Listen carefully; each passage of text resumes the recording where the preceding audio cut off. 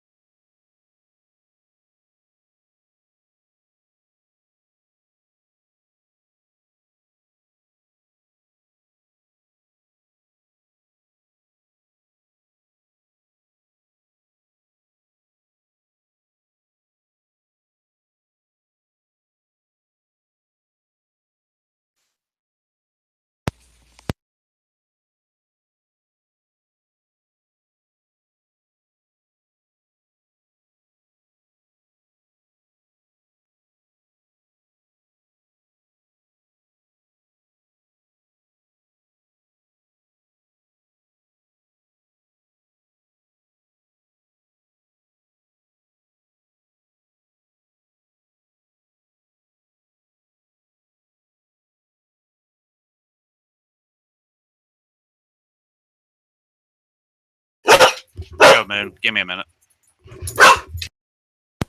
Word.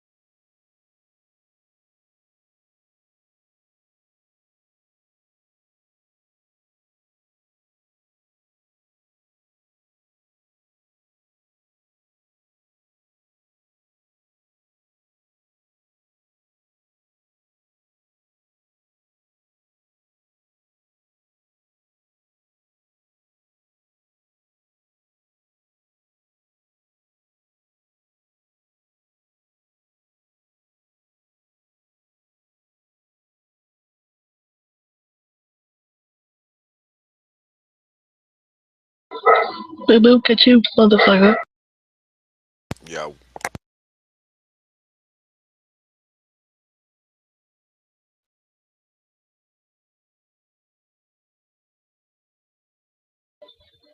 Meow. Meow. Meow. If you refresh the lobby screen, there's a new banner. I saw your baby. New banner. Yeah, your new baby? It's not too new, but I guess it's new. Newer. Last year.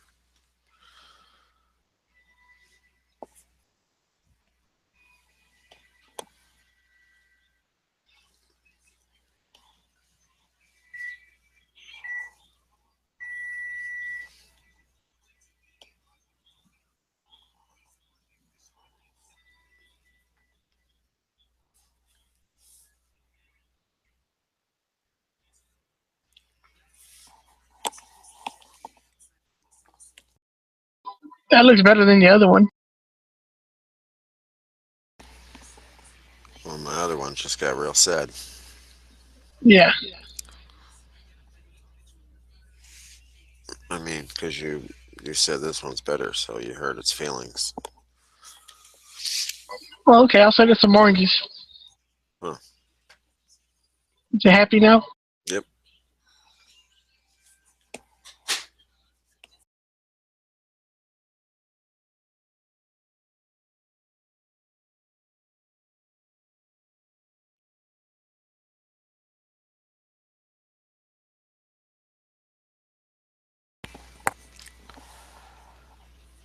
Yeah. I wish I had a scale so I could weigh that gun. It's pretty light. Light weight. There an H in weight? No. What? Just gotta be pretentious and put an H in Whip. words. World. The world. Hump. President Hump. President Trump. Womp. Don't be a wimp.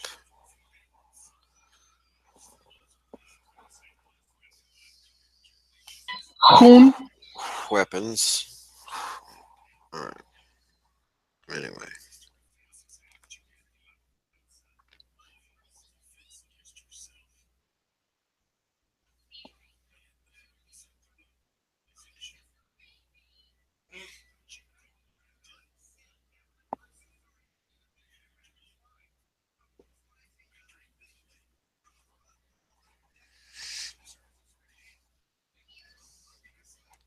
Is that an SBR?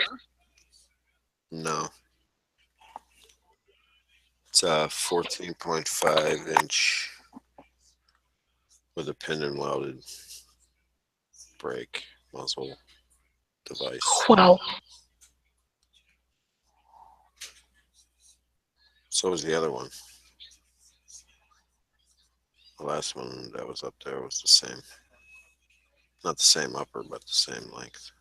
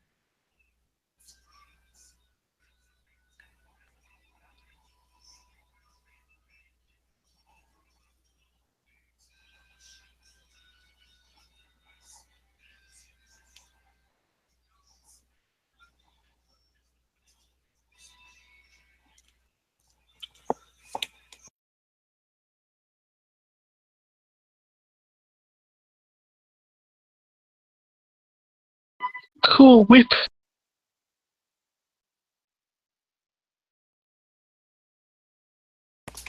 I saw a fail video for a Canic finally. It seemed like it was some guy that was paid to make a great video. Kept getting stovepipes. Stovepipe after stovepipe after stovepipe. Do you blame the ammo? No, I use different kinds of ammo, different mags.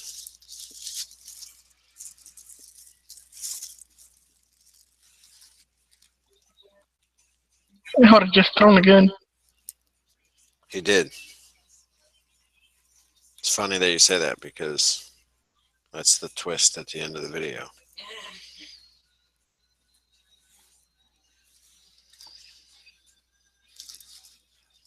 You and this guy think alike.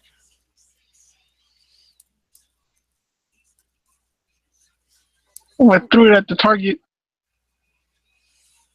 No, he just fucking tosses it back in the swamp like behind him. He's like, I don't need this shit. It was a new like Glock 19 sized Canic.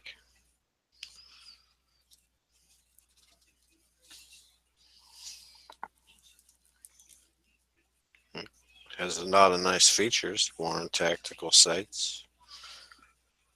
Must have getting frustrated if I could throw that shit.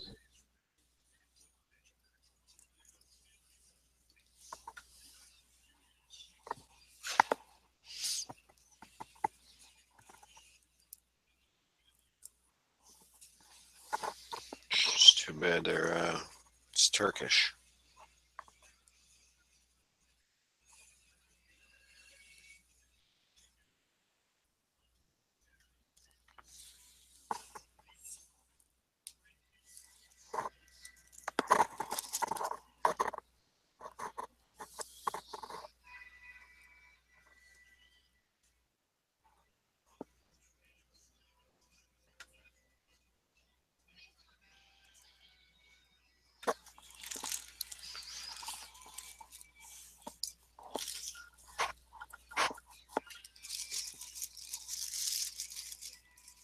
What you eating, Moon?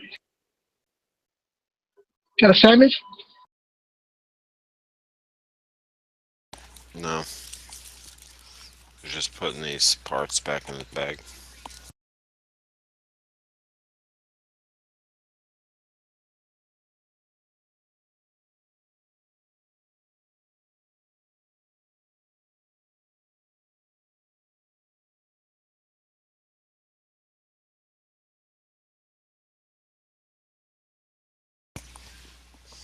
I got this M-Lock rail attachment for QD mount, but like every M-Lock rail I see comes with a fucking QD mount built into it. Any of y'all ever watched this show called Travelers? I tried to watch it. Huh? It's on Netflix. Yeah, I think so. I tried to watch it. Nope. I think. You didn't like it? I think I just put it on to fall asleep. Oh. Like nap Good time enough. background. I think Daniel liked it, so I've been watching it to see what's about. It's like you got the concept of it then. Yeah. It's actually kind of neat. I can't say it's the most interesting story I've ever heard, but it's interesting just to see that like deal. You seen that movie Millennium Knives? From back in the olden days? Nope. No, it's just that movie Millennium. I gotta look it up, see if it reminds me of something. So is there like a sparkly blonde chick? Yeah, that's half the reason to watch it. Sweet. They the future is bad, so they figure out a way to send people's like consciousness backwards. So they throw people back to like right before they're about to die. So sometimes it's like a car going out of control on a hill or something. So they'll zap back and then stop the car from going out of control. And then that person would have died anyway. So then they take over that person's life. It's kind of interesting. But I don't understand the story. It's not that great. The story's it's interesting about that, like whatever, like that thing they came up with, but and how they apply it. But the story itself isn't all that great. Yeah. A lot of shows suffer from that. Cool concept, poor story execution. Yeah, and the characters are kind of boring. For one thing, they send one of the people, like one person's a doctor, one person's like the boss, one person's I don't know what the other people do, and then one guy like is supposed to remember every horse race or something. So then they can just have money whenever they want it by just going and betting on a horse race and winning all the time. So I'm like, why didn't they just buy their way out of that? Why didn't they just buy their way out of that? Like, it just doesn't make any sense. If they can have on all the money they want, then don't deal with all this drama. Just buy your way out of shit. Yeah. I don't like them kind of plot holes.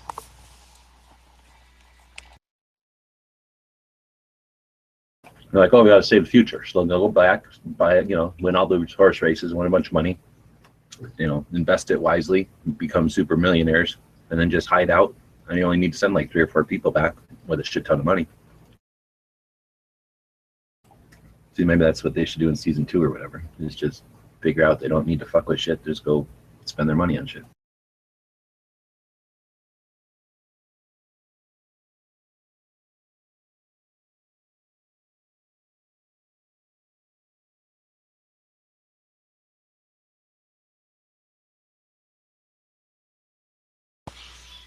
I can't remember the last show I watched besides The Walking Dead. Before that was that. What the hell was the Netflix show with the black guy? Superhero? Iron Fist. No, I didn't watch the Iron Fist. Everybody said how bad it was. Oh, the one between Iron Fist. The dude who just can't get shot, or like, I'm strong and I can't get hurt. Yeah. Get superpower ever.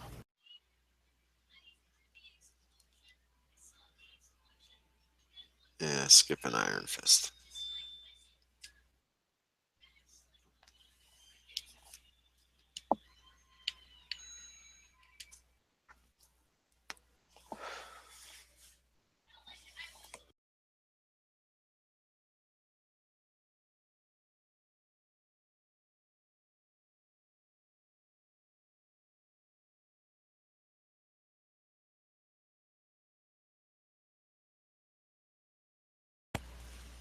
It's the season 2 of that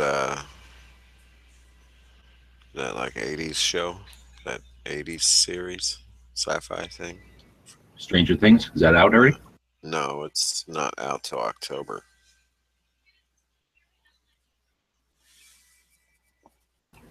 That'll have a lot to live up to. Yeah. It'd be like Wick 2.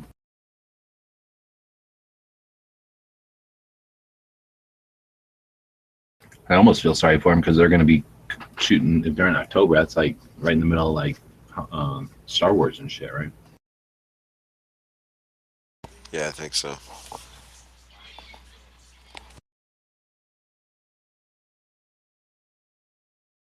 Yo, G, is that one?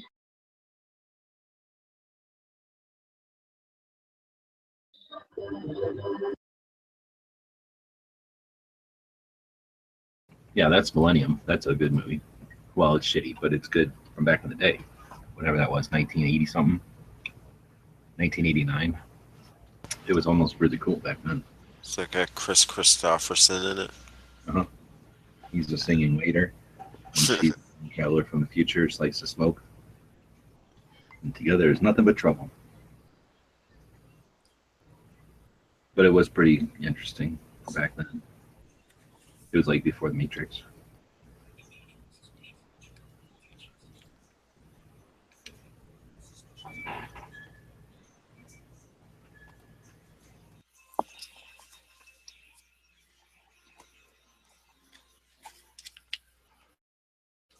You ever put cilantro on your shit? When you eating it? I've had it. I don't go out of my way to do it. I went and seen some at the store the other day, so I'm like, oh, I'll fucking buy that. And I've been throwing it on stuff. It adds like a total different kick. It ain't really onion. All right, I gotta go. Good talking to you. I gotta go do taxes though.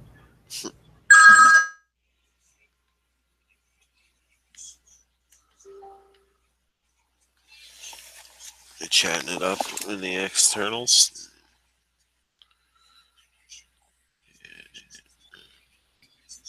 Not really. No, I'm just battle rapping with the Robbie on the. Oh, Foos is here. Yeah. Foos. Hey, who? Yo, was it G with the old ass phone? What? Was it G with the old ringing phone?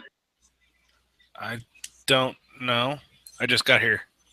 Oh, that was G-Webs.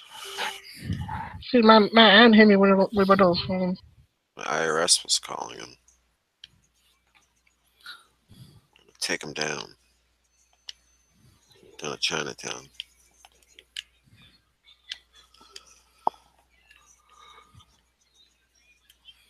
So, How's it going, guys? Do anything exciting? not really. Since yesterday? No. I went shooting yesterday. I went shooting and my front sight got loose again, and then I realized I was installing them wrong, so I probably spent $200 or $300 in sights. Whenever I shouldn't have needed to if I just read the fucking directions. How the hell were you installing them wrong? So on Dawson's site with CZs, there is a set screw that you put down to have another tensioning spot. Yeah. And I wasn't doing that, so it didn't have enough tension on it. So basically, you were bowing the front sight on them. Well, what about the pin? It still has the pin? Yeah, it still had the pin. I mean, it wouldn't have fallen off, but it just so on a CZ site, if people don't know, there's a cross pin in it to keep it in there. Well, because Dawson makes kind of like one or two sites, they'll fit all CZs. That pinhole is not fully, it's not round, it's kind of squared off. So that set screw needed to be down to come into contact with the pin in order for the sight not to move. I got it. So, yeah, that wasn't fun. They probably do that so it's just dropping. You don't need to fit it. Correct.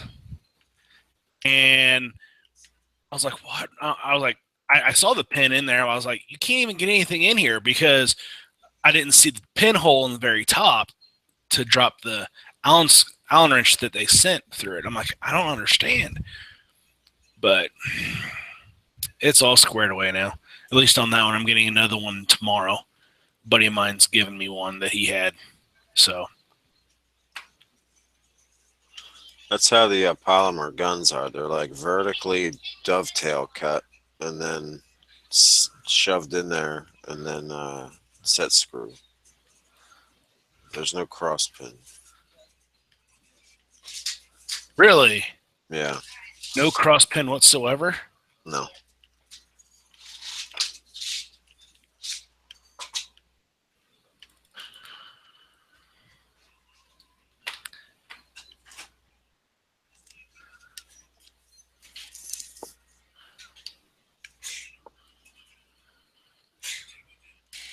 but I don't know if they push them in there like really good, like oversize them a little and just ram them in there, screw them down.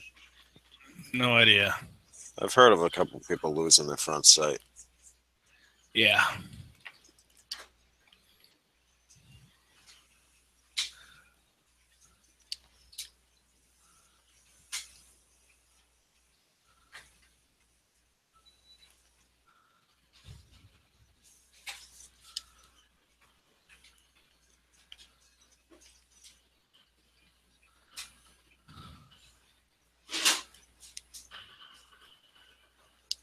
So Yep. yeah, so I got that squared away. I'm going to be getting my spare gun squared away tomorrow. So if I got my 1911 rig in and finished, all I need to do is get ammo for the damn thing. I don't. Since I was out of town all last week, I didn't order any ammo to be delivered last week. So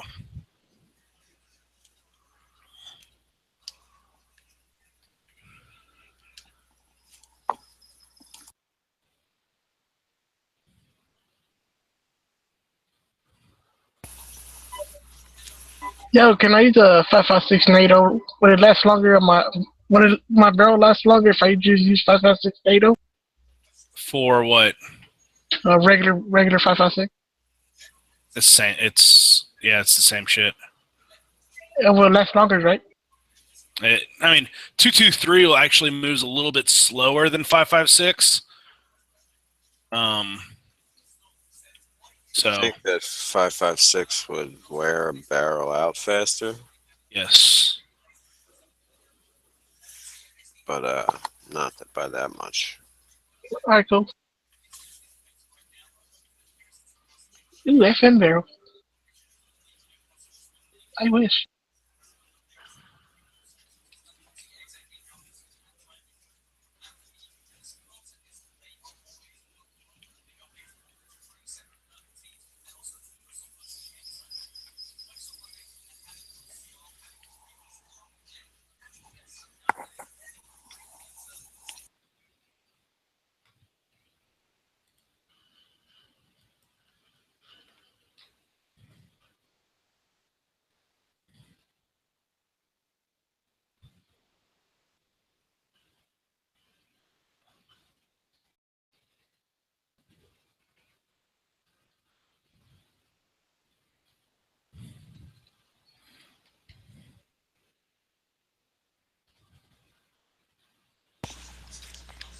Yep. All right. So I went out and shot Yep. this. I went out and shot this Makarov today, and I didn't realize the rear sight had been pushed over a little bit, so it was shooting. It was hitting way left. Well, not way left. Like I was shooting for the A zone, and I was shooting like AC zone.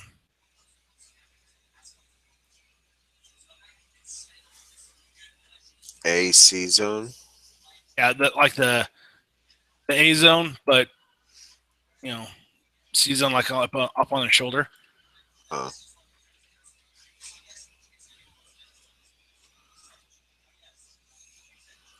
The AC Slater zone.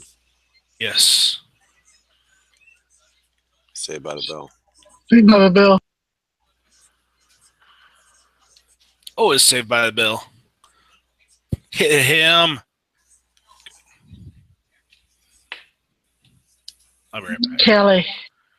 Everybody remembers Kelly. Dude, Kelly is so fucking hot. Who's she married with?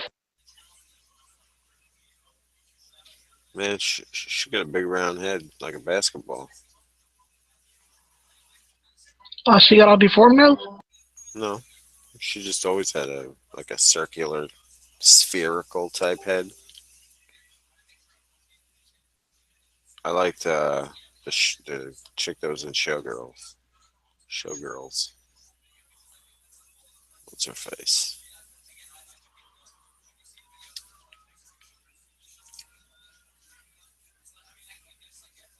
Who was the other chick from Saved by the Bell?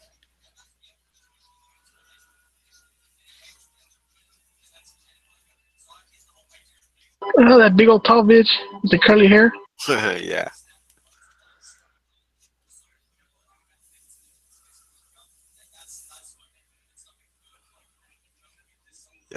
Yeah.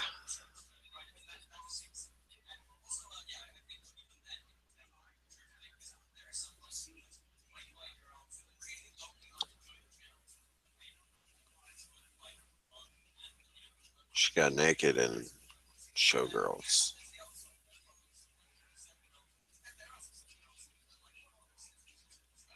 Hold on, I gotta add that shit to my list. It was a big deal back then. It made and broke her career at the same time.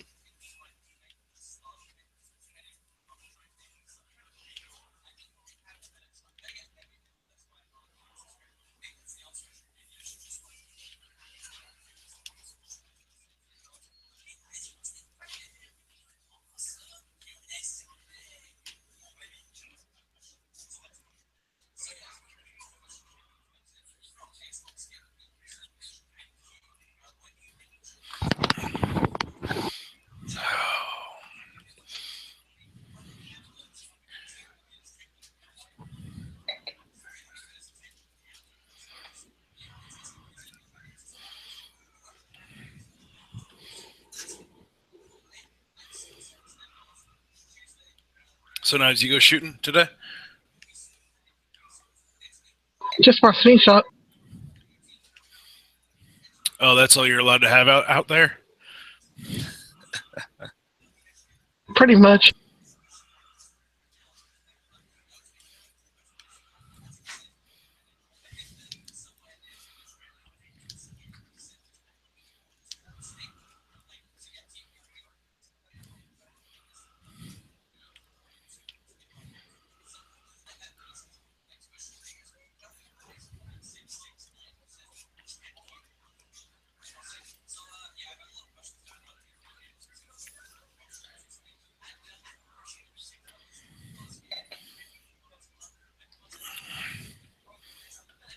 Oh, Solomon Island.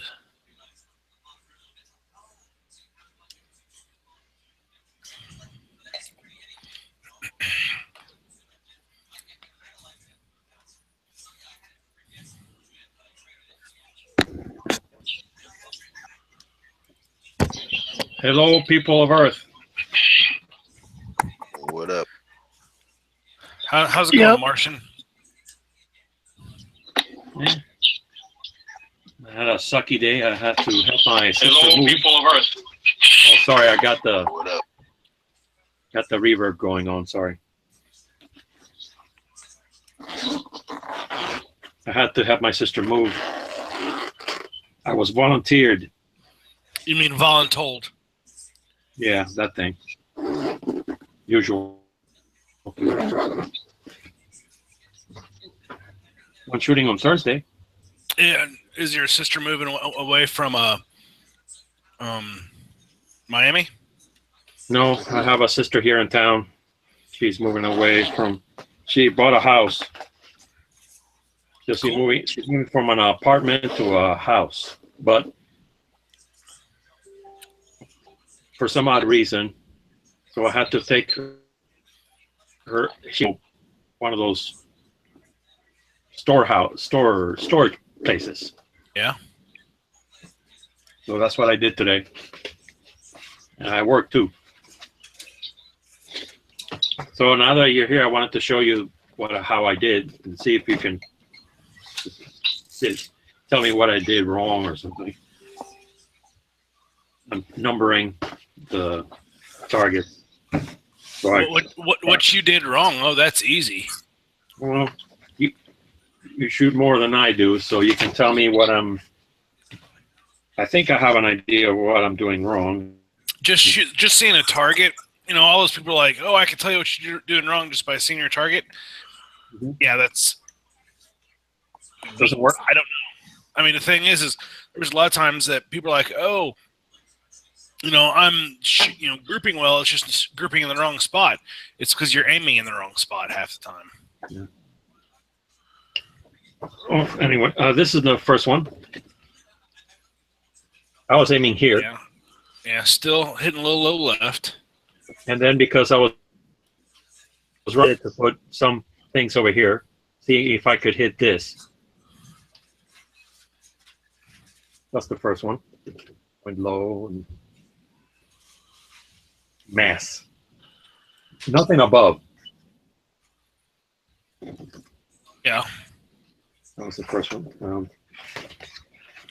The second one.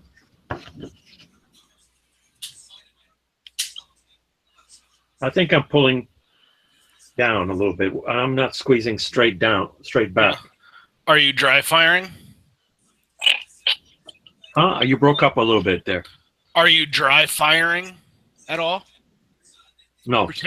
Well, start doing that, and you'll start pulling that trigger straight back. Cool. This is the third one. Kind of like the same. It starts here and it goes that way. I think I'm pulling. And this is the last one. I stopped here because I got all the rounds in the magazine in one, and I was done. This old guy came in and I cleaned up all my brass. I got all my brass out of the ground, and then this guy, because I had the range all to myself. And this old guy showed up, and I said, well, I'm done. So I went home. I shot almost all my magazines except for 4 of these things.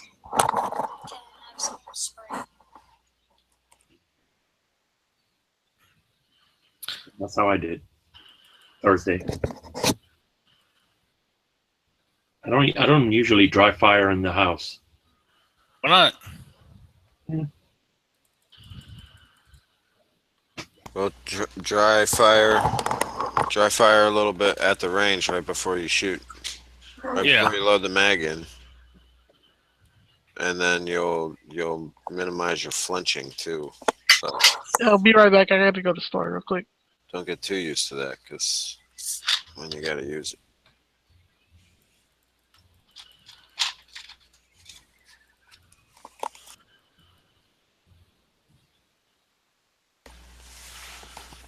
Yeah.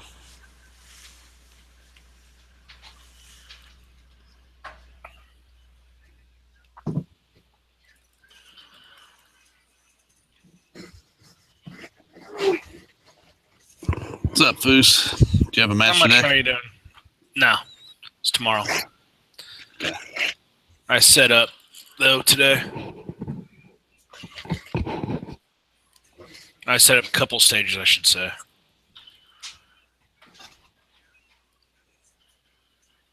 How many stages are? Oh, it's just 5. Okay.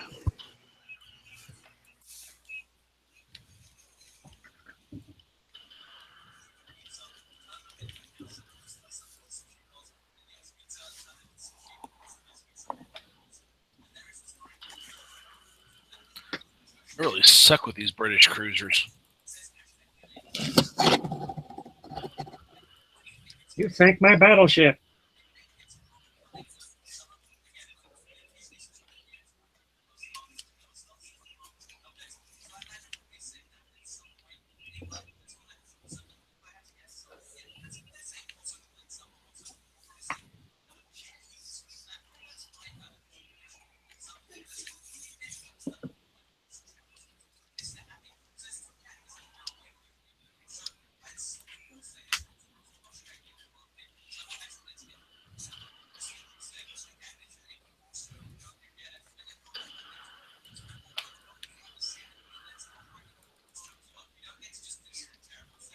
Robbie, in what movie?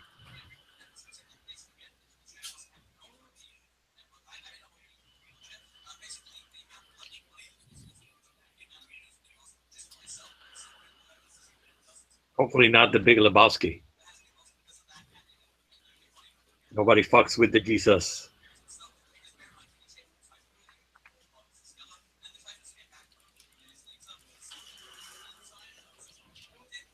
Oh, brother, where art thou? Yeah. Oh, George Clooney. What a douche. I have never fully watched that movie, and I don't ever plan on it. It's kind of annoying. Oh, brother, where art thou? Yeah. It's a good movie. I kind of like it. It's the tale of Odysseus. Homer's Odyssey Is that with a old time country music. Coen Brothers movie? Had the soundtrack to it at one time.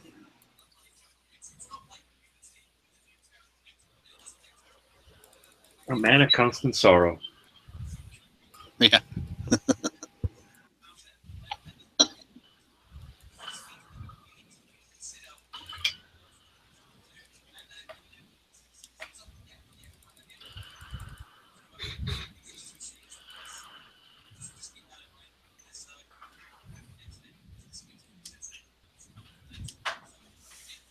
Could be.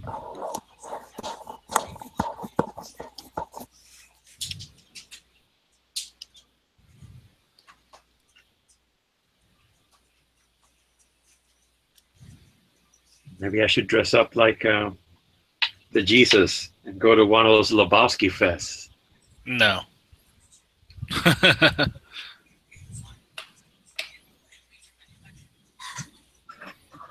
You said it, man.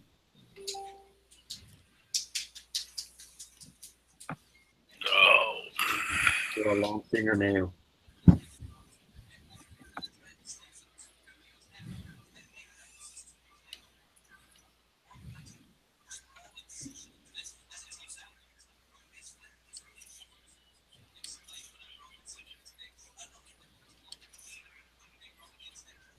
Eight-year-old man.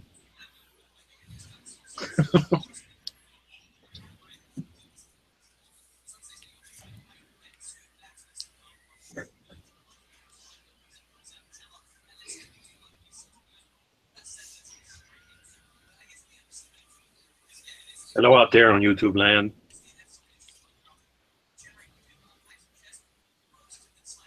Someday we will all look on this as the golden age. When I come back to, Gold bars. Remember?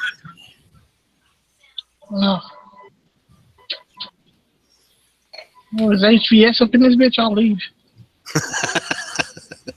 Fucking fall asleep.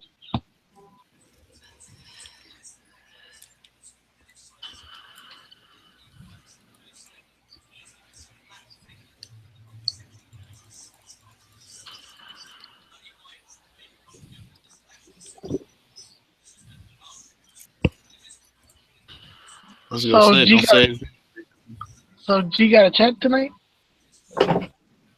Yeah, it looks like he's doing a van chat.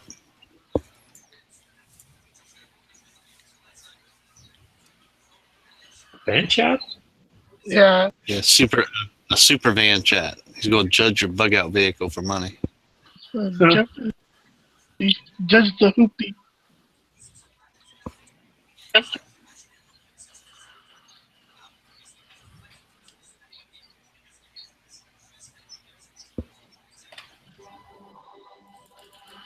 I don't think I have a bug out vehicle.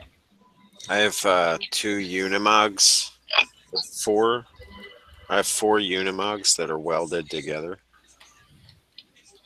And that's my bug out vehicle. It can't be flipped over. And I can drive over mountains. Like an RC car. Unimog.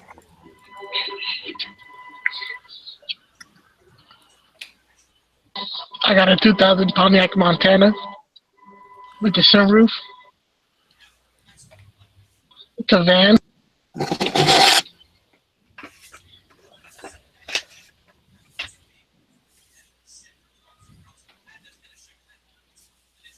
I was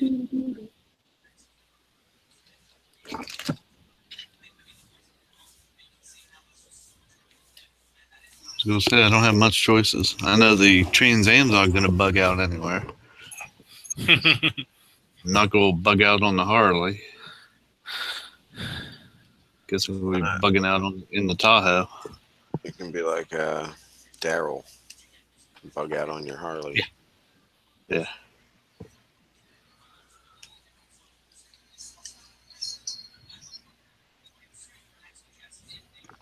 I don't think he had a Harley though, did he? I thought it was a Triumph. Well, I don't know what he got. He's got a motorcycle. That's all I see. That was what in the first few seasons. Or does he still have it? I don't know. I don't notice motorcycles. I don't notice if he changed them or what happened.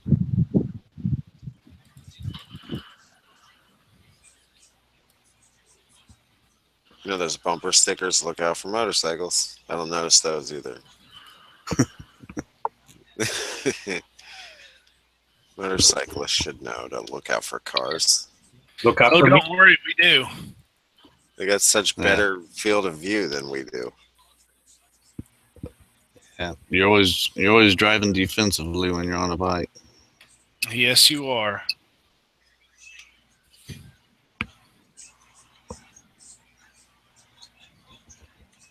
Yeah, my dad used to take trips on his bike with other guys, and he said to be driving down the road, people would sit there and throw their trash out the window at him, all kinds of shit. I don't take it that far. No, but people do because they don't see you there. Oh, that was an accident. Yeah, but I still don't I don't throw shit out the window. I don't throw shit out my windows. That's true. Fucking. Maybe an apple core if I just happen to be eating an apple while I'm driving, which never happens.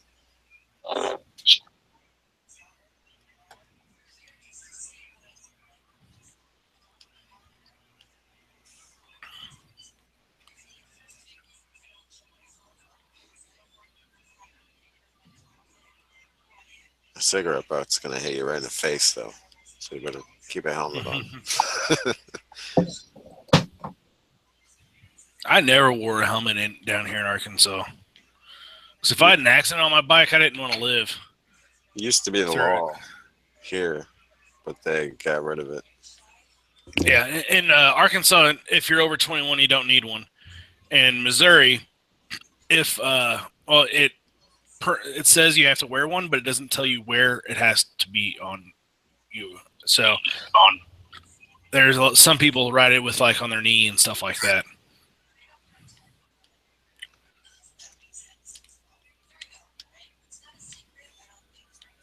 I think the only time I had a helmet on is like October or November.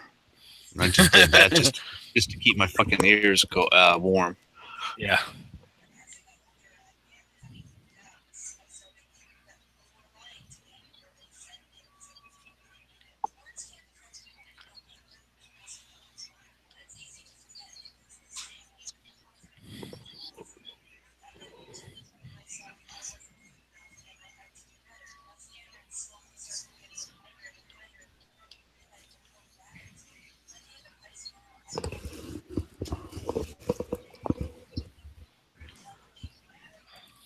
You got to work tonight, Pink? Yeah. That sucks. Yep. Tell me about it. If I'd hit the damn lottery, I wouldn't have to. I gotta play the lottery more often. Me too. I only play it when it's crazy jackpot. Yeah. Yep. Powerball. I remember, was it 2014 or 15? I think 15. It went up to $1 billion. $1 billion.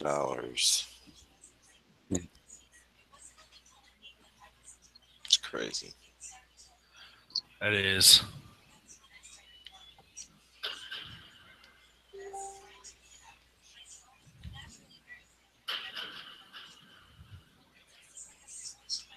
Yeah, just imagine what we could do with that. I would have at least one full auto.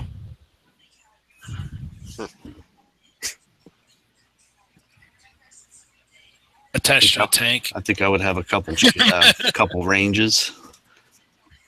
Oh, I'd have about 150, 200 acres, and there'd be ranges everywhere. 3-bay garage, 4-bay probably with a lift. Garage hell. I'd have a warehouse. Nice. Something like that.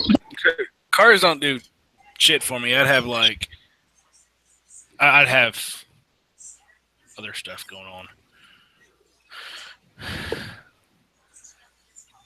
Yeah, I'd get at least 1,000 acres. I wouldn't do 1,000. I'd do a couple So I hundred. can build a compound.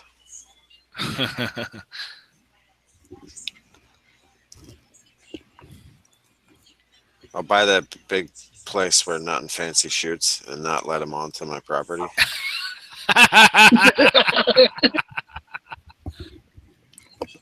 Like everyone could be here except Nothing Fancy. Except you. Yeah, like Be the I'll Church of invite the Rising Moon. I'll invite a bunch of YouTube channels to come shoot. On Nothing Fancy's land. Ish. Yep. Land type thing. Start a church that way you could get do tax free stuff and Yeah. call it the Church of the Rising Moon. Nice. 45 ACP and the Holy Ghost. Yep.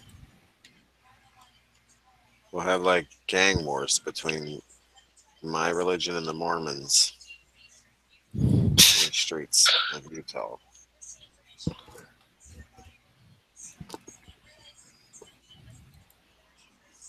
I'd buy property in Arizona, Nevada.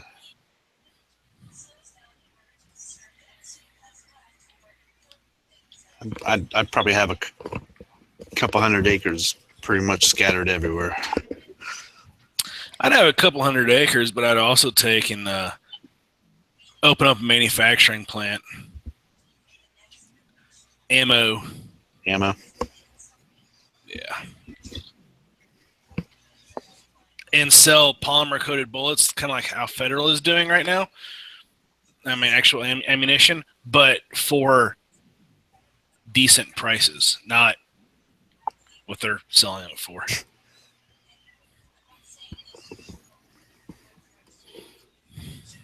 Foos ammunition. Foos ammunition. Or Foos squared ammo. Foos squared ammo. Or do you like just like having the foos? I don't care. No, Sure. which one? Foos. Foos ammo.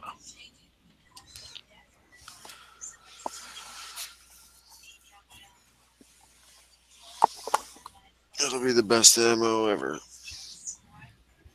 Well, it'll be ammo.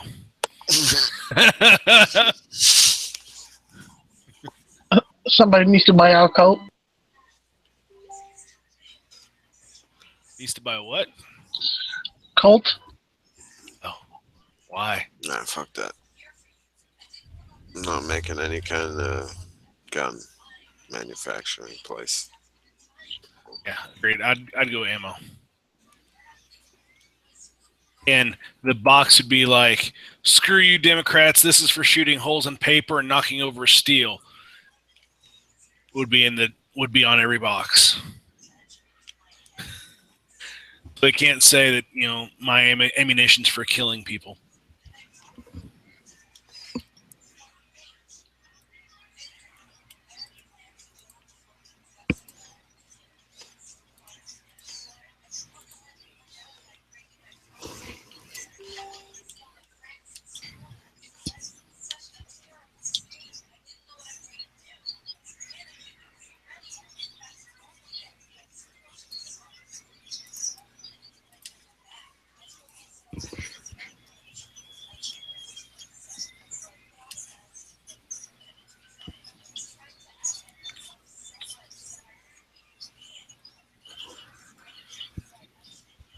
Yeah, probably the worst time to ride is right at dusk.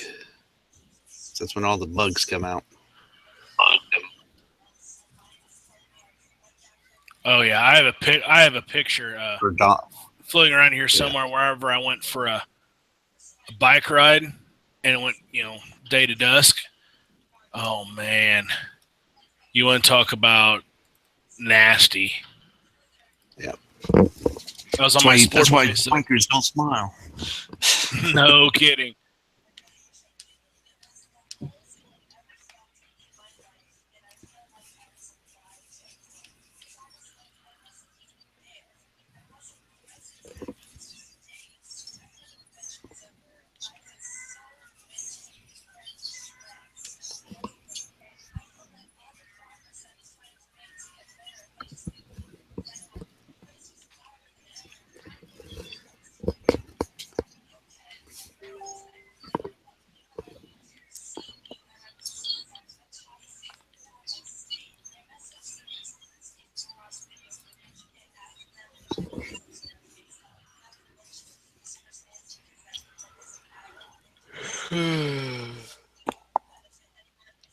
Man,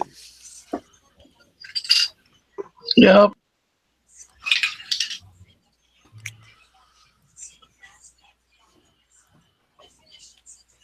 Uh-huh. ain't much to chat about. Nope. Unless you guys want to talk about the Syria bullshit. Hey, did Russia ever bomb the shit out of them? What? They said Russia was going to move in and start bombing. Bombing us? Syria? Or Syria? Yeah, Syria. I don't know. Syria. Heard they were they was moving ships toward That was already underway. Yeah. That was already underway before our attacks. They're moving bases.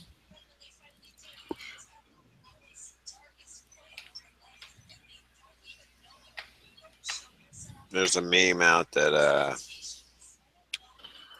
Trump owns stock in the A tomahawk making facility. yeah.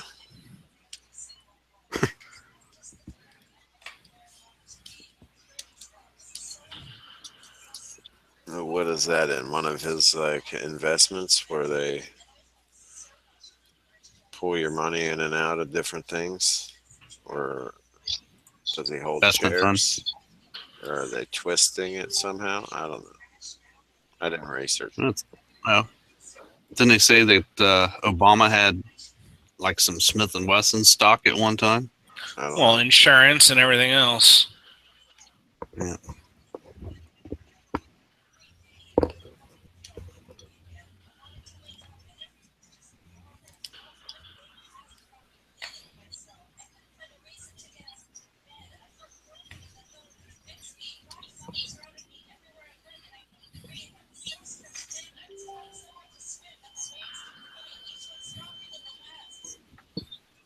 Is that Clay riding a bike?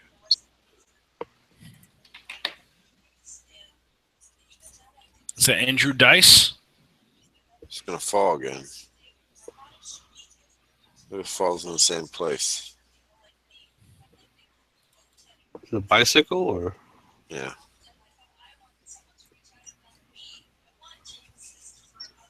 They make you ride a bicycle in that area.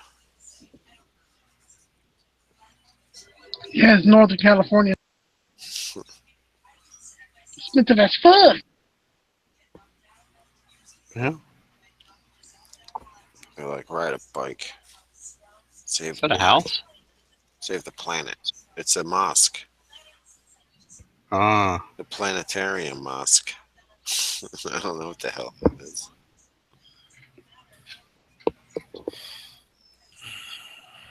It's the Death Star.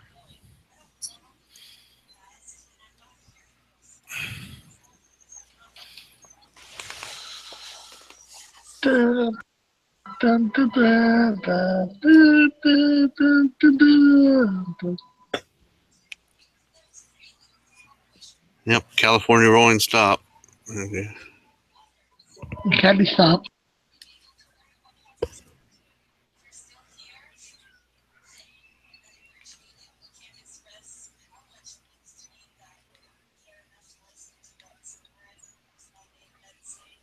Oh yeah, we had a high speed pursuit with the white van yesterday.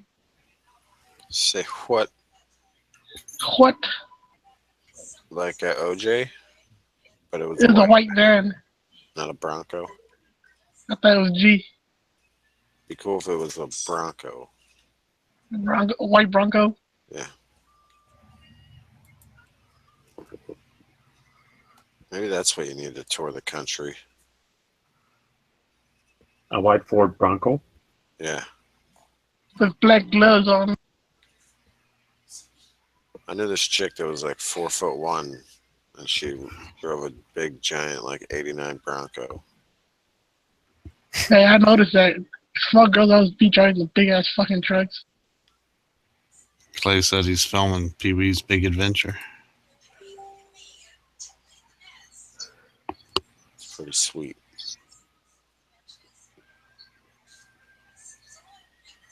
Or Robbie said, yeah. Tell him to leave his phone when he chains his bike up near the magic shop, so we can find out who steals it.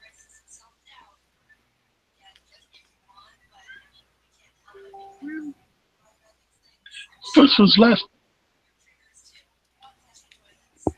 Swiss. Yeah, he left. He's got plans. Waiting on him to get mugged.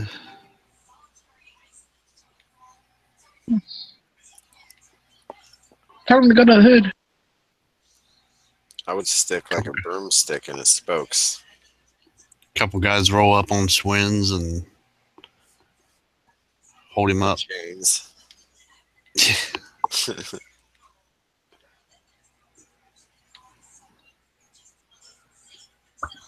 Yep. They lock him together like in between and they sandwich him with the bikes. They're like, give us your wallet.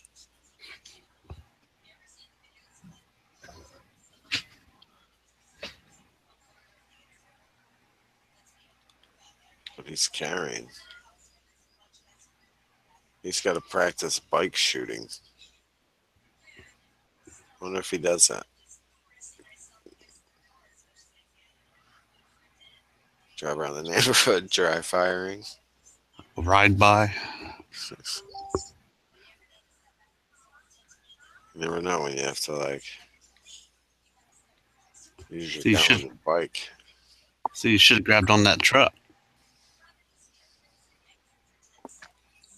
Fucking Back to the Future. The power of love.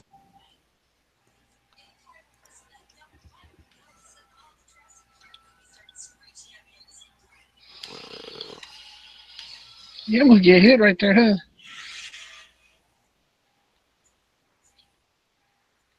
Really?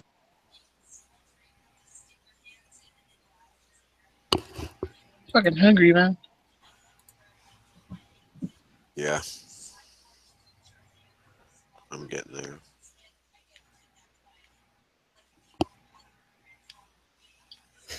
Sandwich. You see what Robbie put? No.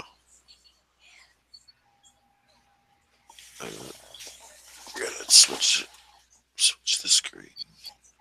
About looking for a street name.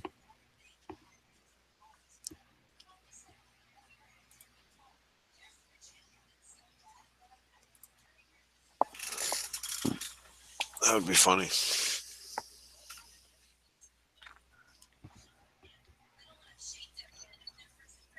Let's be like Frogger, real life. Fucking Pee Wee on a fucking bike.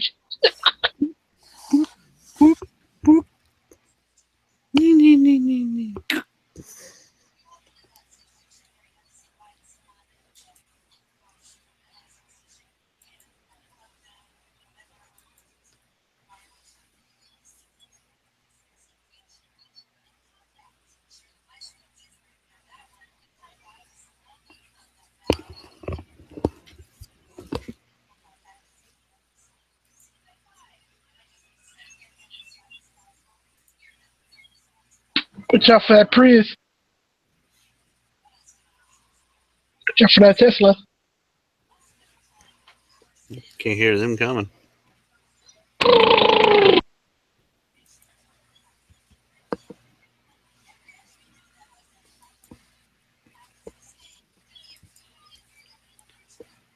Oh, now he's riding by the slow school.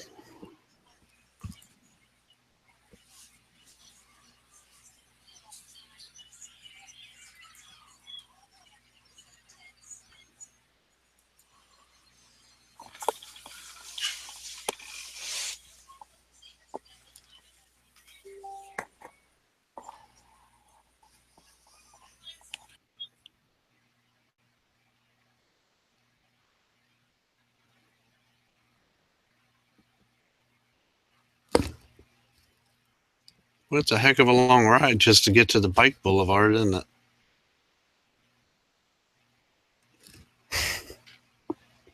They keep saying it's in that direction. Man, he's never getting there.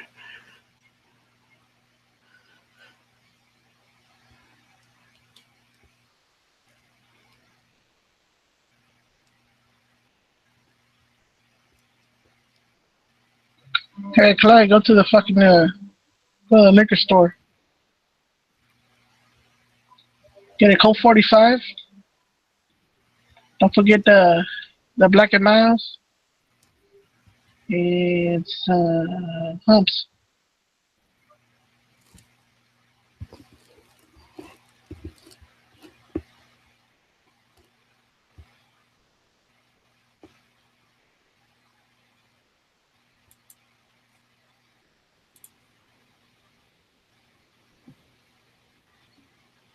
Hello out there on TV Land. It's hour 3. Hey, Raph, did you ever fix your car? It sort of fixed it. Engine ran. I'm happy. We'll see if it keeps running. Gotta clean all the. There's something wrong in the ignition. That get cut out.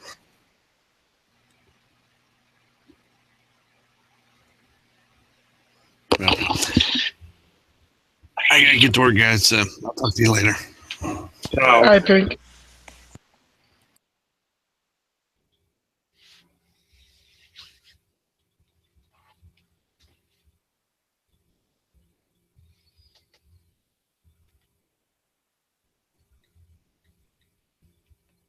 I got to move it around a little bit in the yard.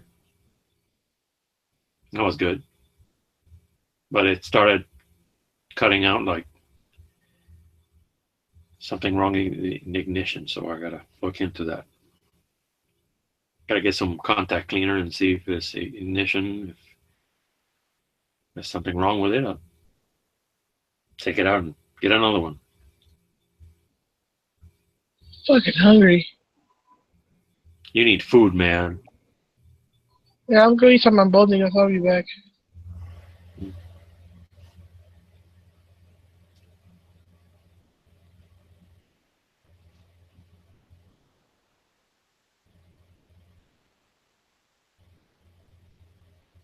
Could use some Del Taco.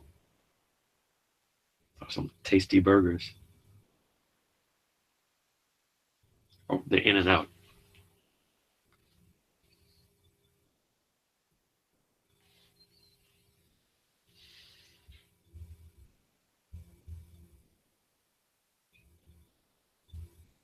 Man, I'm hungry too now.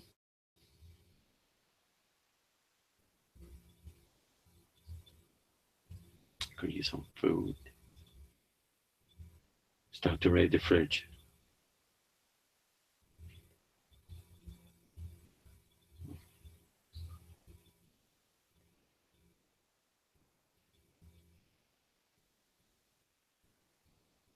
Maybe.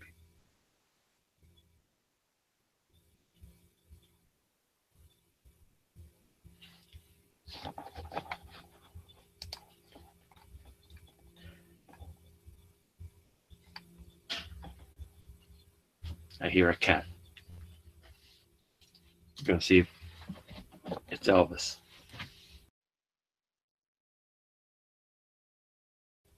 I'll be back.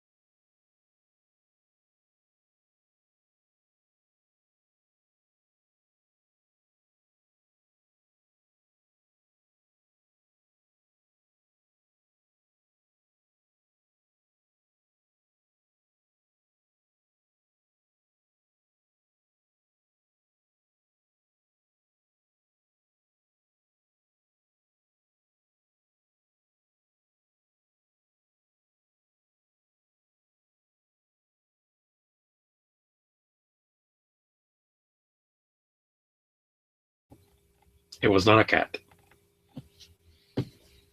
Anywho, I'm the last person in this chat. And I think this will go on for like 6 more hours. G's gonna have a chat later on today. So at least I'll be your entertainment for the next half hour of this program.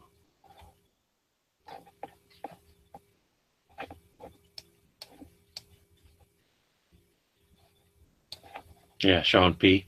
That is my bug out vehicle. If it runs. I hope it used to run really well.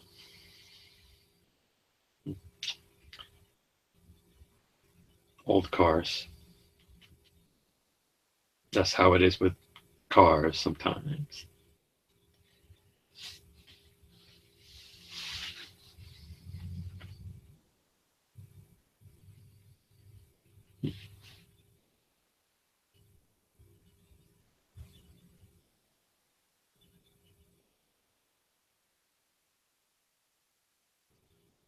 A new engine. I know that guy McCash. I built the engine. It's practically a brand new engine. It only has a couple of thousand miles on it. It's not the engine's problem. New engine. No.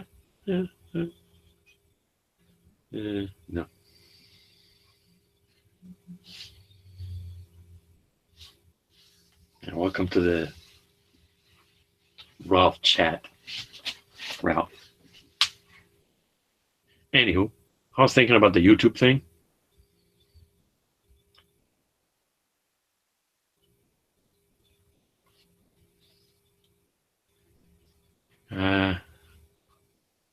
Kind of like points. Points are simple. I know about that thing. Yeah.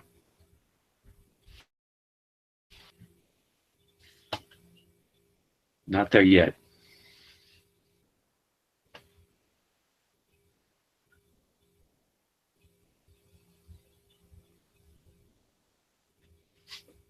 Where did it go? Dang. Yeah.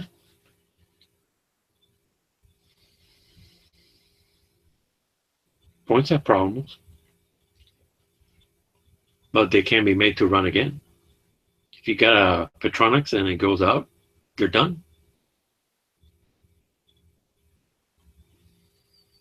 sometimes simple is better. I've had point problems, but I just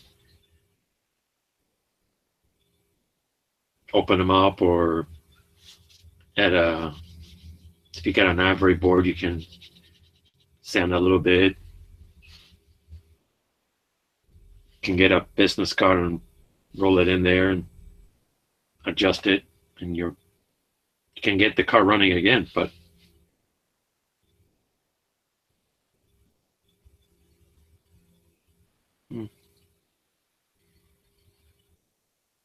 I've thought about it, but I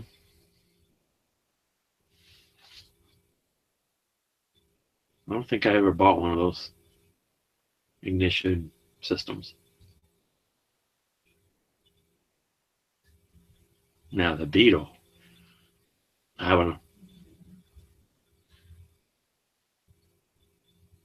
a distributor. I have a Mallory distributor, dual points. Someday I'll get that going. Dual point distributor, Mallory. You just gotta set up. It's a different kind of.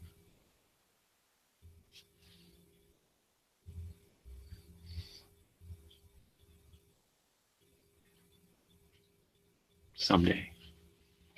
I got the points, dual point in the glove compartment, but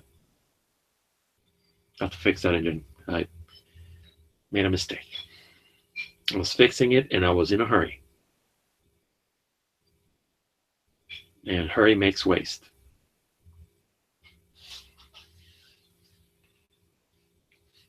I thought that I had compressed, and I needed to do, I added new rings to it. I re-rung the engine, put the heads back on, torqued them. I lost this distributor. Mallory doesn't have a notch for the pointing to number 1, so I don't know where it was the proper adjustment. So I had to figure that out, and then I forgot to put a little donut around the bottom of the engine so it goes against the pushrod tube, and I torqued everything, and then I remembered. Well, I found out when it started spewing oil from there that I forgot to do that. Yay. So by that time I was so beat up, I didn't want to take the engine out, so I stopped there. That's another engine. Not the one in the Red Beetle. I get to it. I get around to it.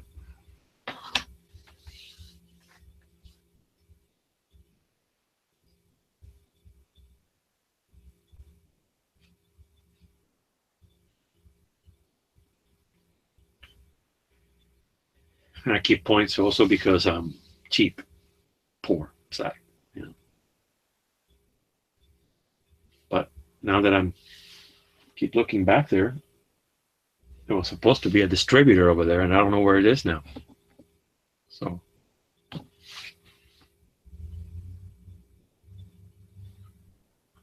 yeah.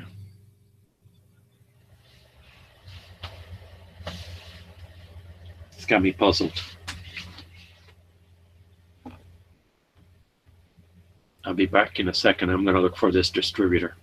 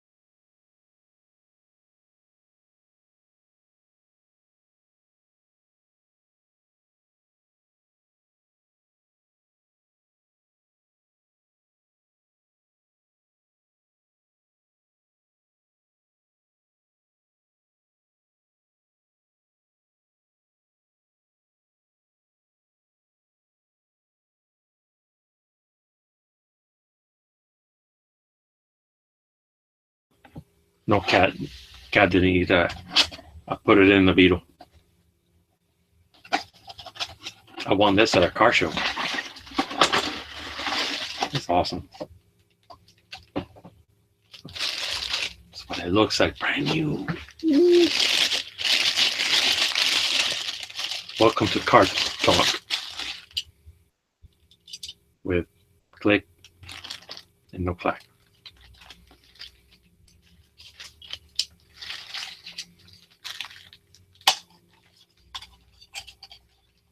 Bosch 009. Rhoda. Got the cap and everything. And behold, points. Like in the old days. That's neat. I like the cap.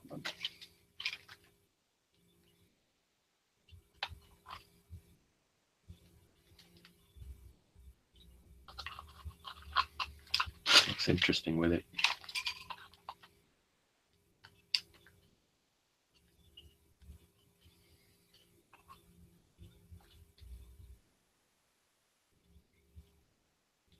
I don't know if this is necessary. And my cars don't have this. What do you think? Is that necessary?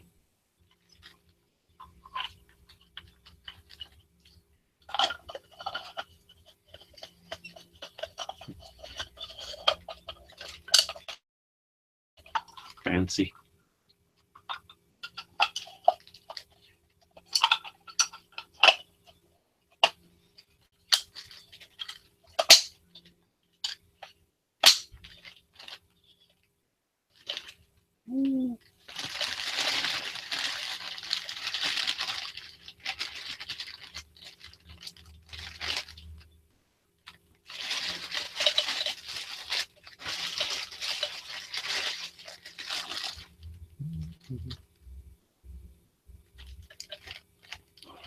I hate pulling these out because then I have to mess with the timing.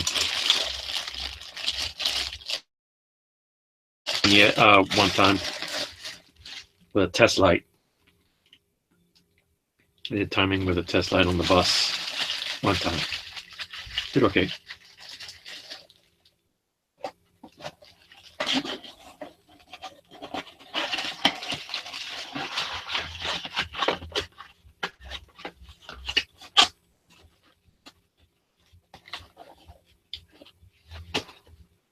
Distributor. Keep it over here. I don't want to leave it outside. Not a good idea. Might walk away.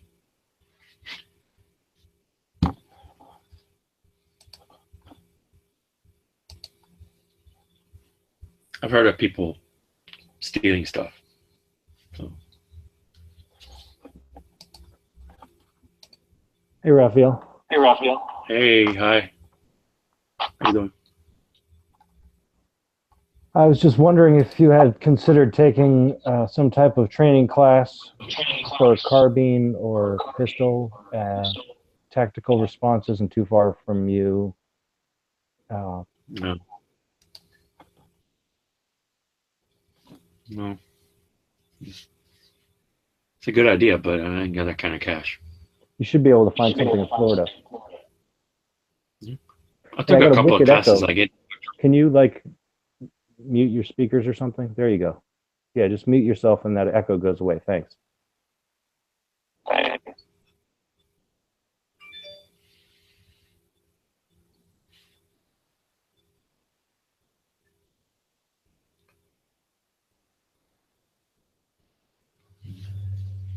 '63 Rambler. Yeah, because the CCW class is one thing, but you don't really get the practical training that you need to operate a carbine. So, and yeah, I know you have a few now. So I was just wondering if you've been looking into that, maybe planning for something like that. See if your polymer lower can stand up to a couple days of training. No.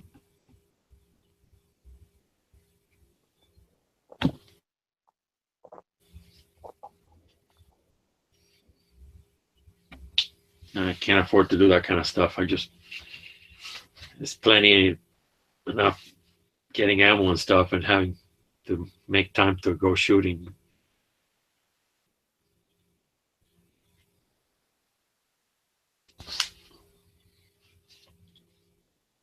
Gotta save money. Season hasn't started yet.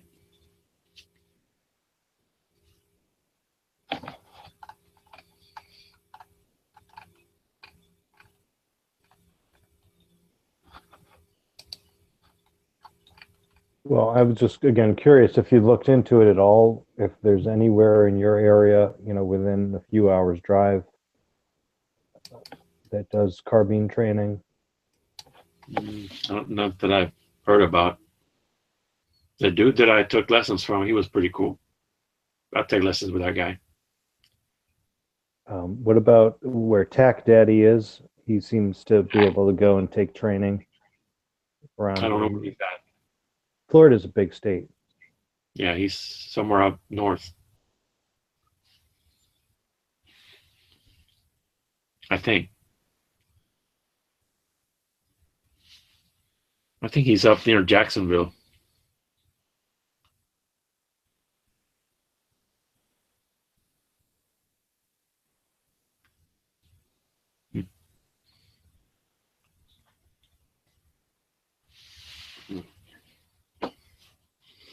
Yeah, I don't plan to leave the air in the car.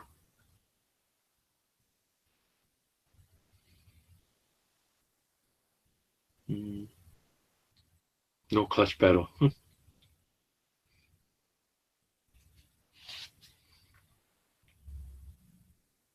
So do you have a holster for that 92? Nope. You have two of those too, don't you? Yep. So you need a left and a right holster. Maybe. You could do wield the 92s. Maybe. Or is one just a backup? No, one is prettier than the other, so I shoot the ugly one a lot more. Yeah, you should pick yourself up a holster. You can get all kinds of Milsurp holsters. I was just at a gun show today, and there's one table that has just piles of Milsurp stuff, everything from manuals to clothing to holsters and everything in between. I ended up picking up a belt from them for $15. Brand new freaking Cool. 1 3/4 inch nylon belt. So that was pretty cool. But yeah, they had holsters there. They always have the 92 holsters, the drop leg holsters. A couple different versions of those. You can get those for $50, I think. Yeah.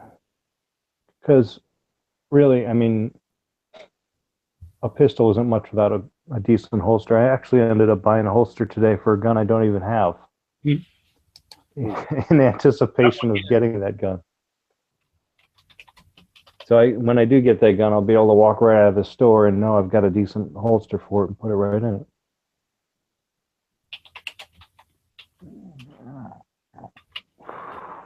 Yeah, I have way more holsters than I do guns. Probably 2-to-1 ratio.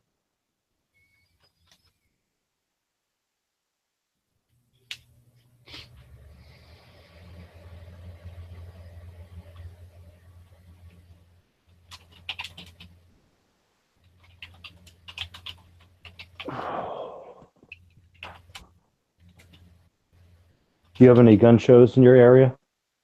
I don't really have time for that. I'm trying to work and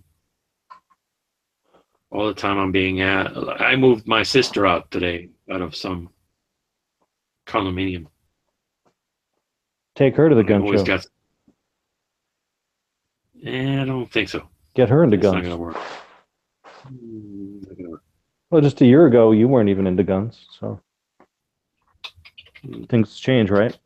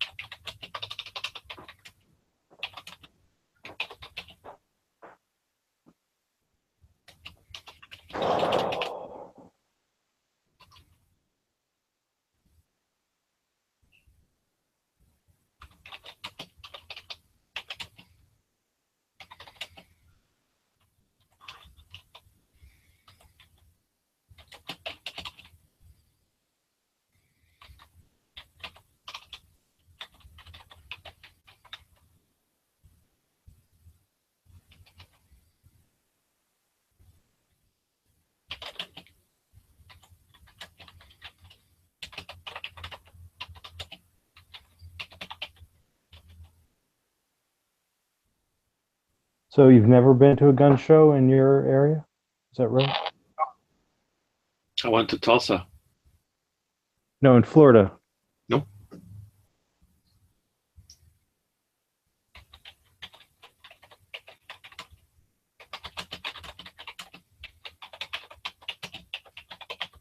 I like just going there just to walk around and seeing a whole bunch of stuff. I always find something I can use. Like today, I picked up 3 MREs for $20. Those aren't going to go to waste. Like show. It was fun to walk around. I try not to buy anything because it costs me money. Yeah, but stuff like MREs, that's like a gourmet meal. How can you go wrong with that? You can buy a can of soup.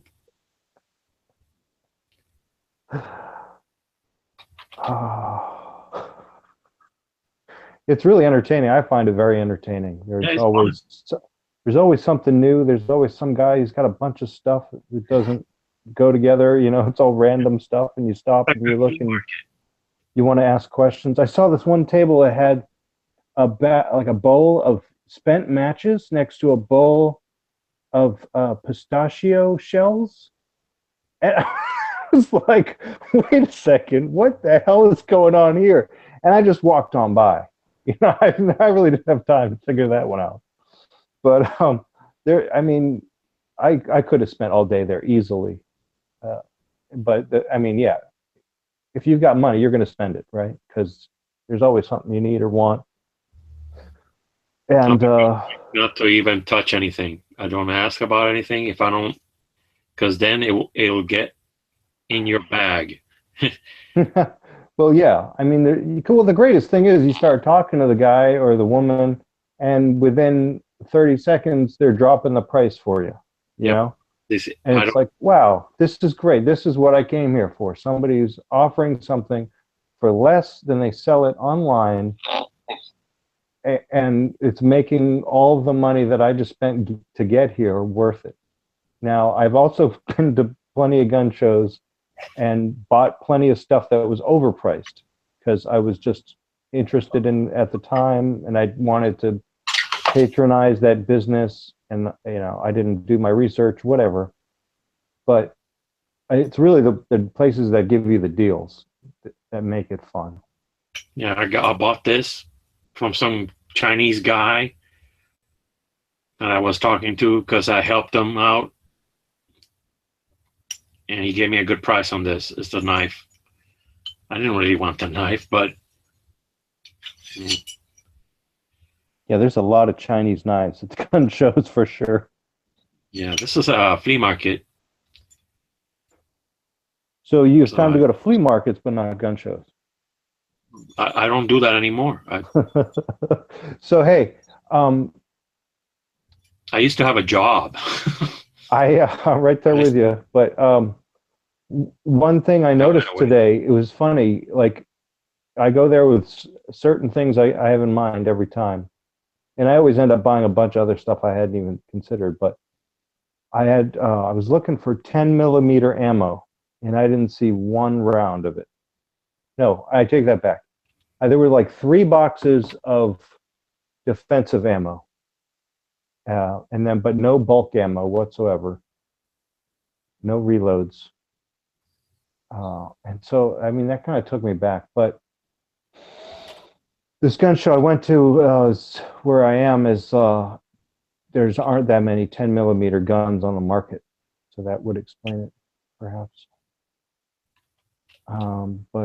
Yeah, that was interesting. I did see a 10mm gun. I actually got my hands on a Glock 20.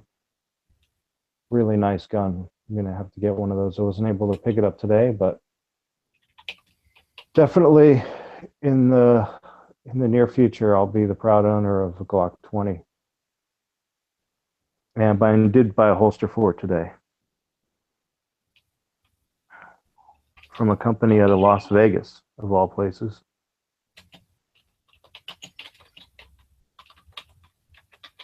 So,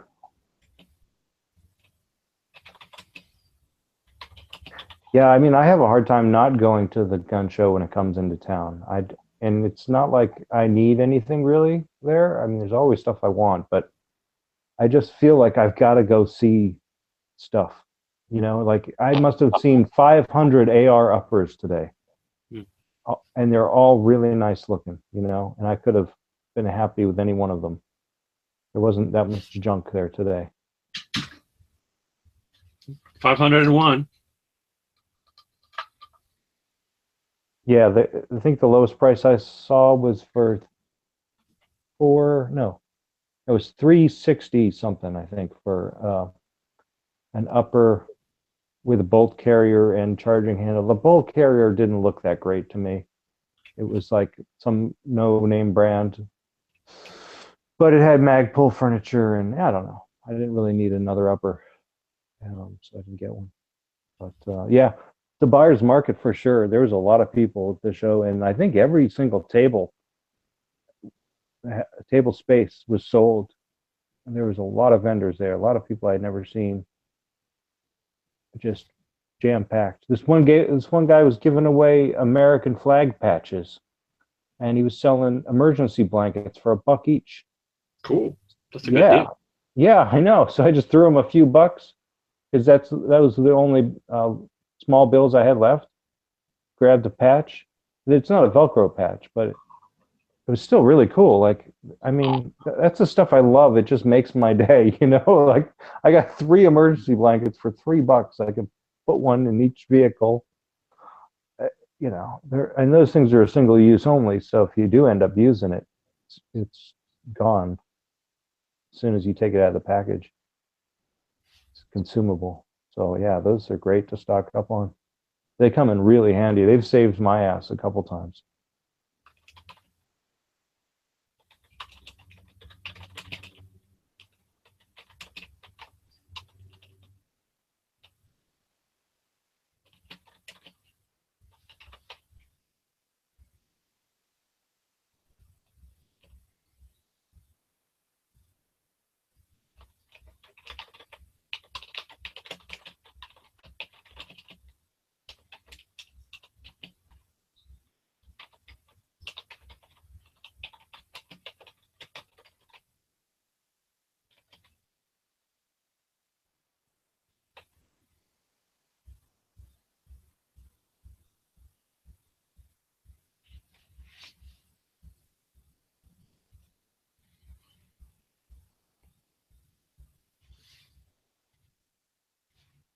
A lot of guys in gun channels are car guys.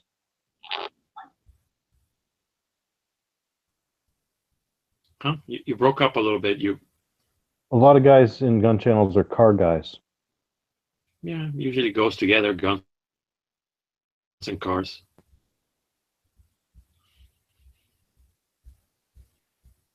I think.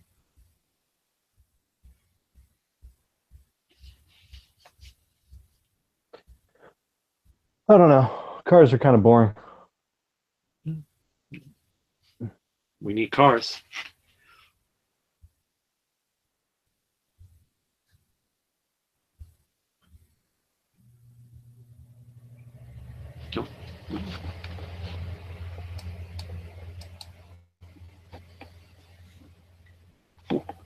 Oh.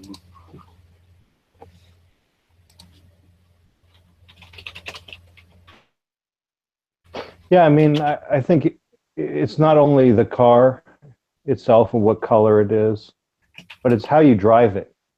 You know, I get the most excitement out of driving just by, you know, driving fast and getting, you know, being able to get through traffic. And I love it when I see the people shaking their fist at me in the rear view mirror. That's always fun. But I mean, I could do that in any car with a big engine, I suppose. So.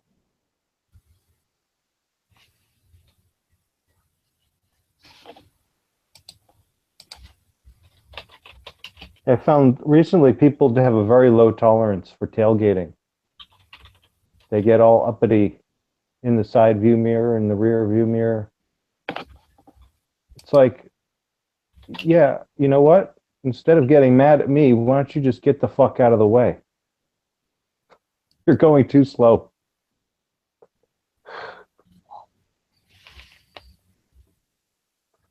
You know, I definitely don't get mad at people who tailgate me because if they rear end me, it's their fucking money, you know. So.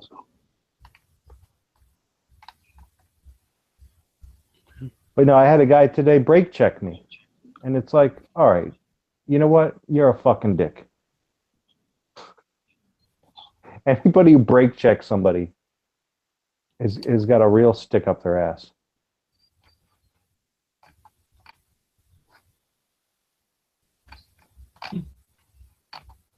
That's amazing. I can look at a friend of mine and I see his picture on Google Images.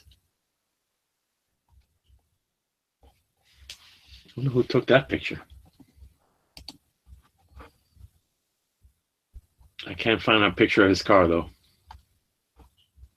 I can find a picture of his bus. Let me see if I can link it. My friend Aaron took this picture. See if I can put it on the.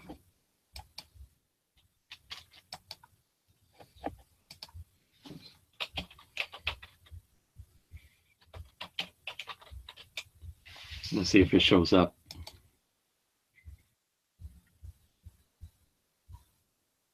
I was looking for his square back, but I can't find it.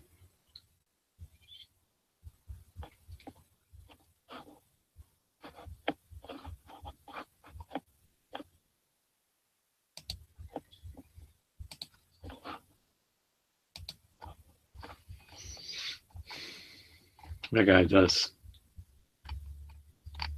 nice work. I don't remember when he got that bus. Didn't look that good.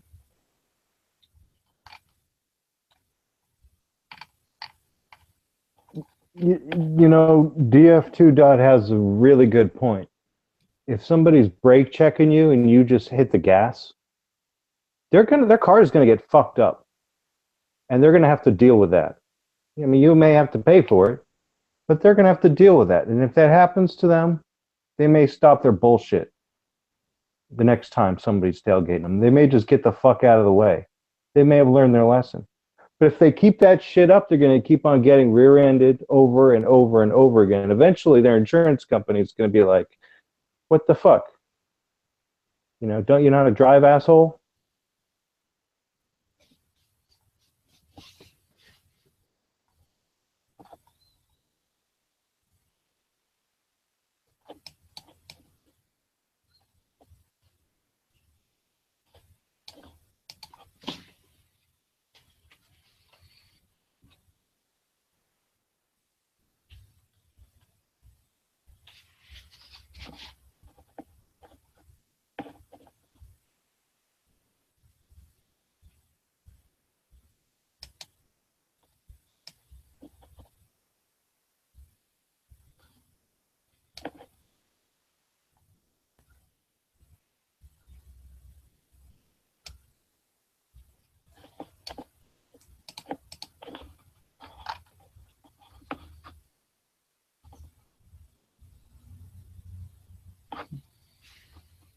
See if I can find hot VWs. VW trends. Back in the day.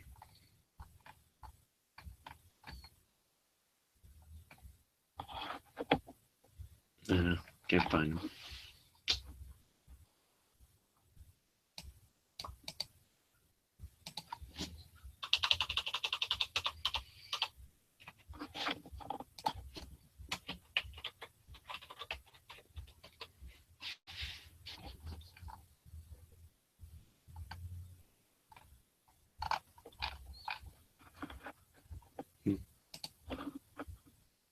Yeah, I want one of those big tow truck bumpers, like the big flat steel plate that just wraps around.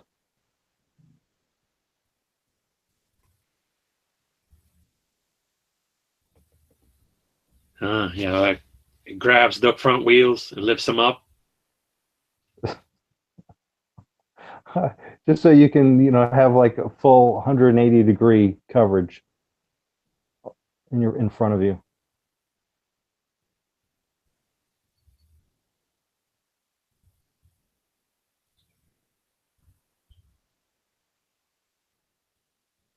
You know, it would be nice if everybody would just fucking get an automated car already.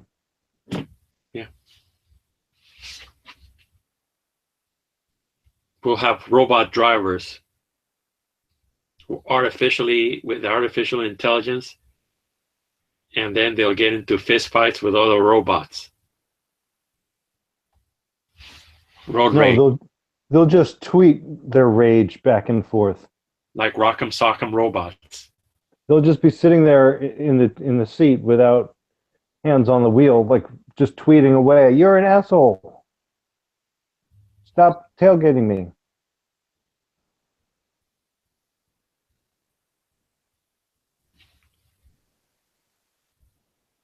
I'm gonna unlike your Facebook.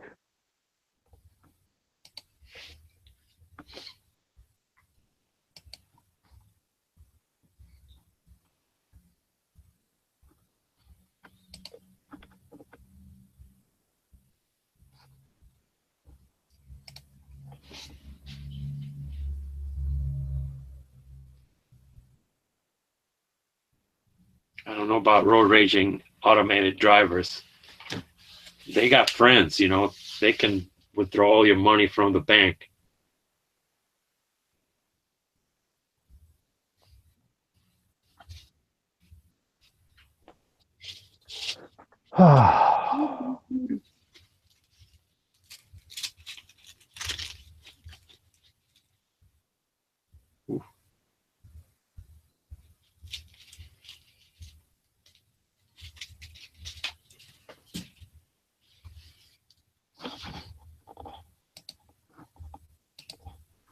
So what's on tap for tonight, Raphael?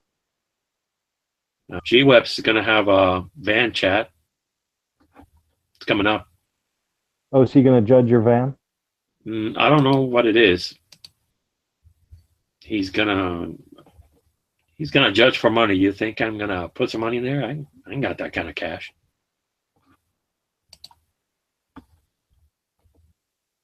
He's gonna rate your bug out vehicle. I know mine doesn't run, so I gotta fix it.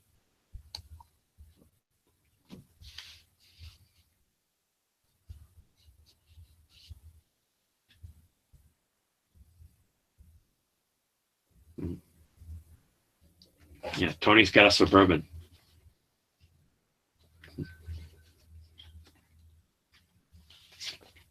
Yeah, 3 tons and a V8 are a good combination. Mhm. The bigger your vehicle, the more visible it is, the more people are going to give you leeway.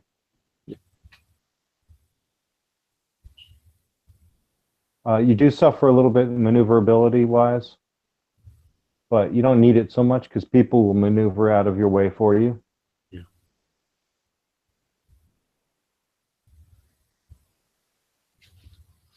Yeah, I love a good V8. There's nothing really in this world that compares to a good V8. I mean, and all V8s are good, right? There's no such thing as a bad V8. So it's truly American innovation. Nothing screams America like a V8.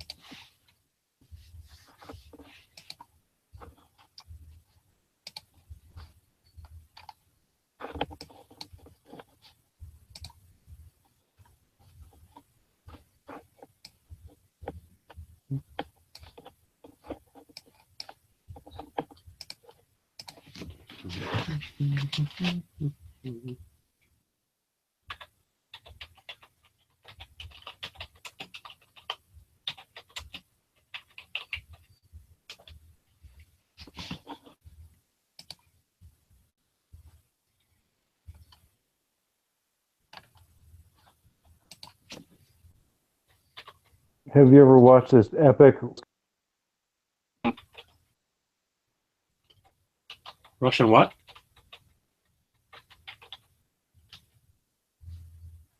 This epic Russian fails compilation? Oh no.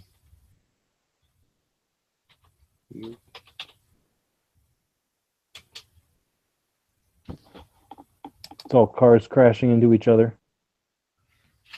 Oh no, is that dash cam stuff? Yeah.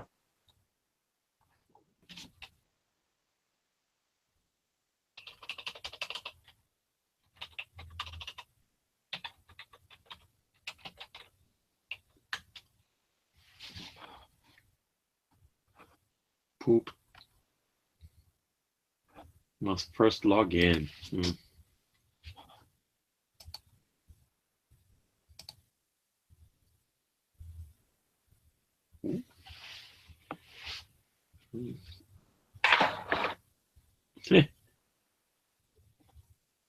Cool. I'm going to an old forum where I used to hang out, and I'm still there.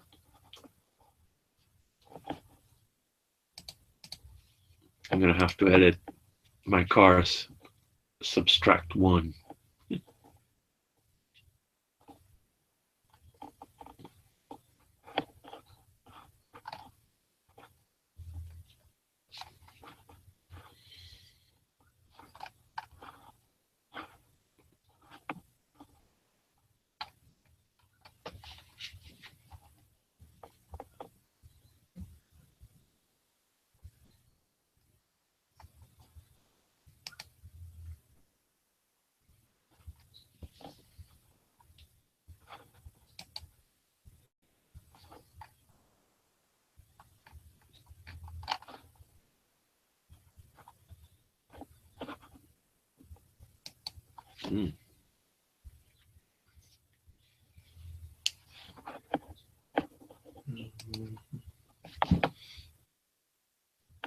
Sorry about the dead air. I'm looking into my past.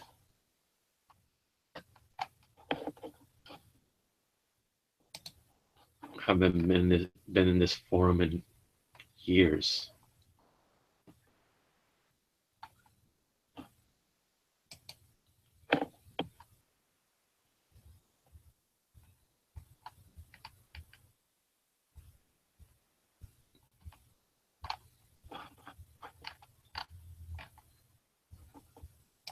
Look at my. If I can find some pictures of my stuff. But they look good.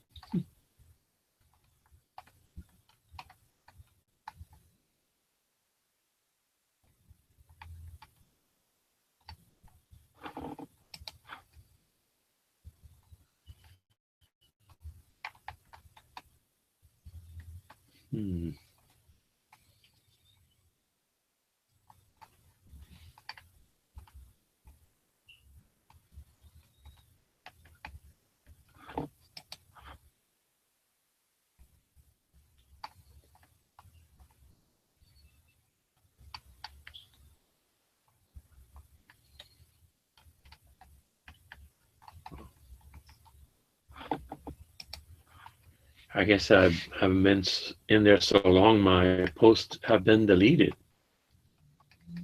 So, are you saying you won't give G-Webs $2 to rate your bug out vehicle? No, I know already that it's crap. So, it's a total waste of money. Why don't I can you use it make it better? because I'm lazy. I made it run, man. It runs and stops. I'm done. Don't you think you should have some water and MREs and ammunition and first aid and truck gun in there too? No. Just What about road Trying to keep it- flares and tire, chains and toe straps? You got any of that stuff? nope. I have some stuff. What about an emergency blanket? You got one of those? I used to. Only $1. I think I got mine for free, man. It was one of those U-Haul blankets, you know, the ones that you move furniture with. That thing was awesome. Okay. But so I don't think those work in the summertime. Mm. And that's the great thing about these Mylar blankets is they will work in the summertime to reflect the heat. I don't know. It's already hot in the car. No AC. What about a shortwave radio? No radio. No operable radio. It's You've got to got have some water in the car, though, right? it works. You got to have some water because where you are, if you're stranded without water, you're going to shrivel up and blow away within an hour. There's water everywhere. Well, what if you pass a stranded motorist, like a little old lady, and they're suffering from heat exhaustion while they wait for the tow truck? Wouldn't you want to be able to give them some water? Nope, I say screw her. Should have called AAA. I will. She's not going to stop for me. I know how things are in the road. Everybody's evil. Okay, but you've got at least a gun in your car, right? Nope. My car doesn't run. You understand? Don't run. No gun. No need for a gun if it don't run. Well, how do you get to work then? I have a truck. Oh, well, then but is that your truck? Yeah. So that could be your bug out vehicle. I wouldn't trust it that far. I would definitely tuck one of those Berettas in there somewhere in the lockbox under the seat or something. Just in case one of those lawnmowers gets out of control and you got to take it out. Runaway lawnmower.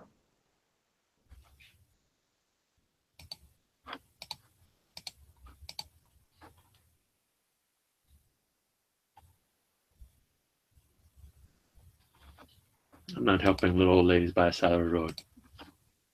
Hey, I know there's that. Bob. Hey, Bob. Let's drop him a link.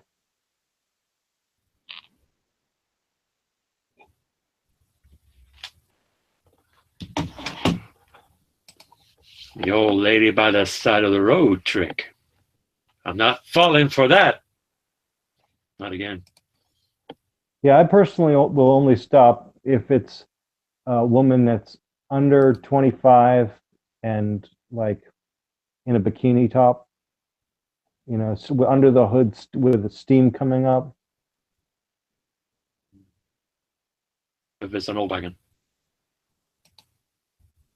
Because I would like them to stop for me. So I'll stop for that. If I see them in time. Because I passed by and I hadn't been able to stop, so I have to keep on rolling. Oh wow, that's cool.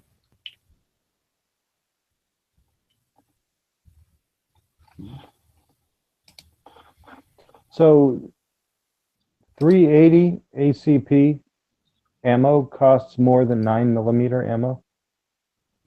I haven't priced 380. That's an equation that I just can't wrap my head around. Yeah, I don't get it. If I can buy lots and lots of 9mm ammo for cheap, why would I spend more on 380? When like I don't even think 9mm is adequate for self-defense. So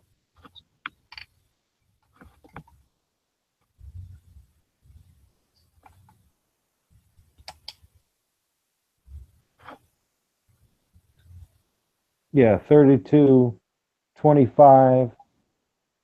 I mean, you've got to really like shooting mouse guns. If that's your, while you're buying that ammo, buying those guns. I personally, I mean, I, I've carried 40 and I've carried 45, and I'm at the point now where I'm not even comfortable with 45. I'm going up to 10 millimeter. I want the most firepower I can get. That's reasonable to carry every day, and I feel like I can do that with 10 millimeter.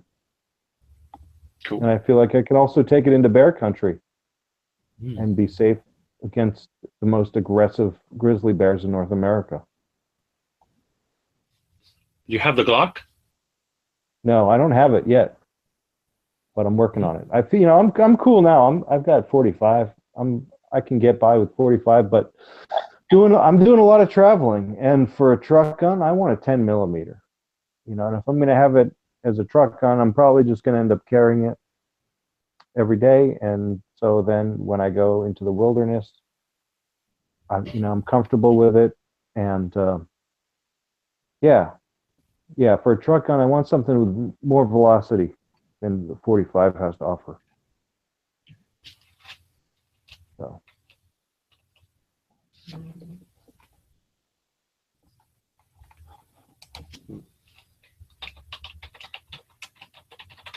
And I'm not a big fan of carbine for a truck gun because it's just too unwieldy to swing around inside a cab. If I got to get out of the truck, then that's fine, but I feel like I should be able to operate the gun from within the truck at the minimum. So then if I get out of the truck and I have a rifle with me, then it's just, a carbine or a rifle, and it's not a truck gun anymore. That's just me. That's just my perspective.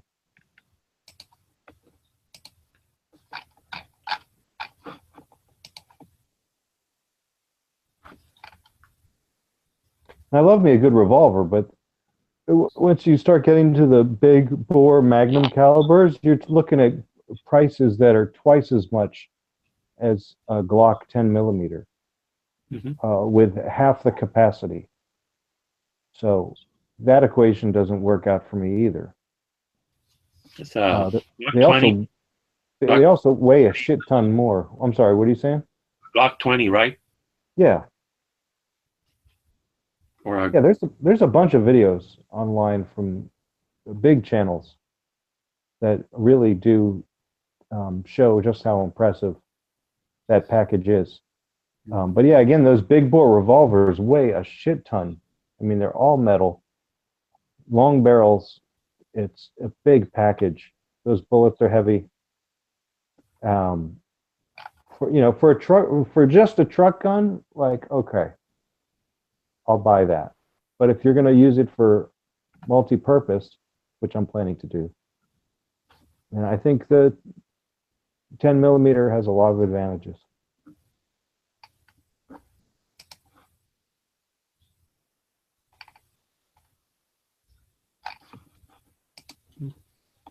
maybe someday.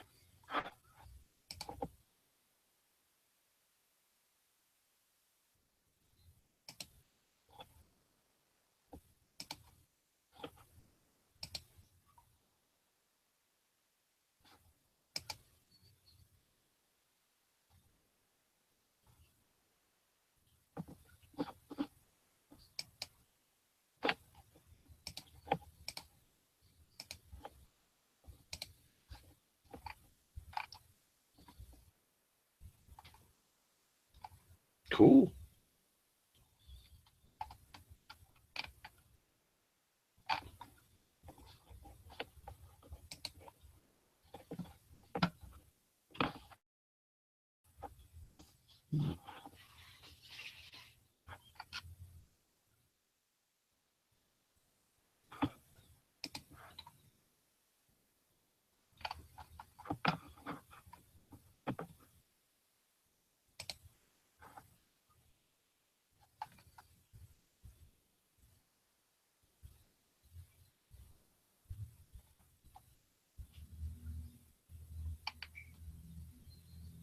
Well, the funny thing is that the Glock 20 and 10 millimeter has been around for decades, and it's just now starting to catch on. Mhm.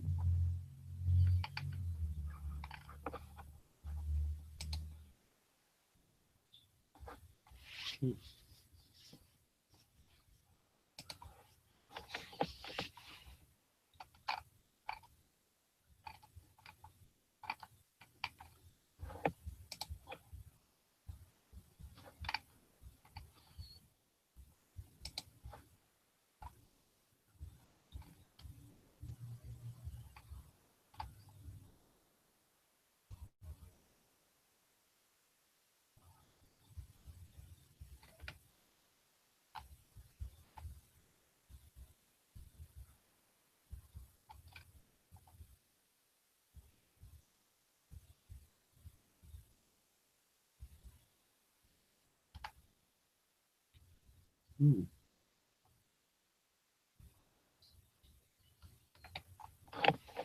God.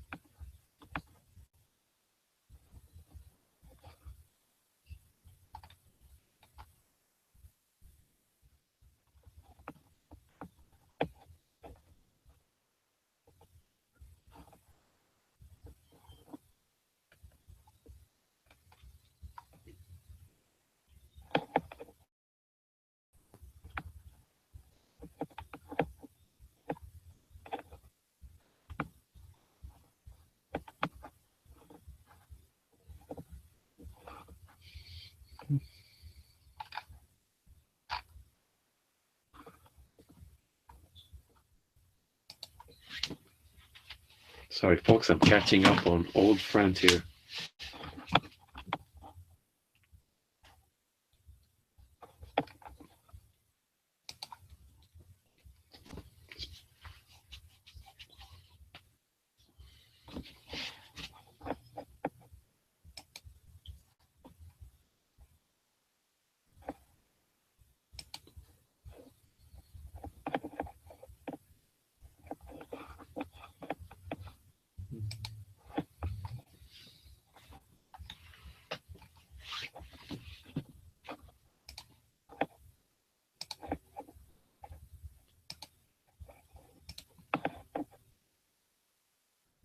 King Kong.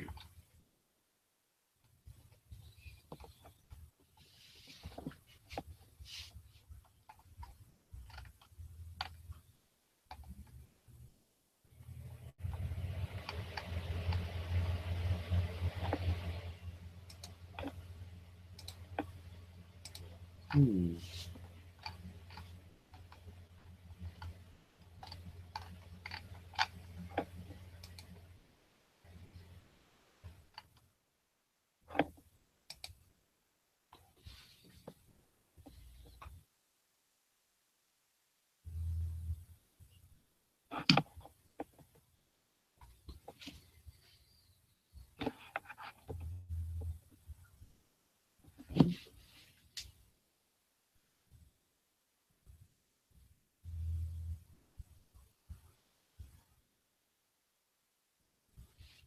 Be right back.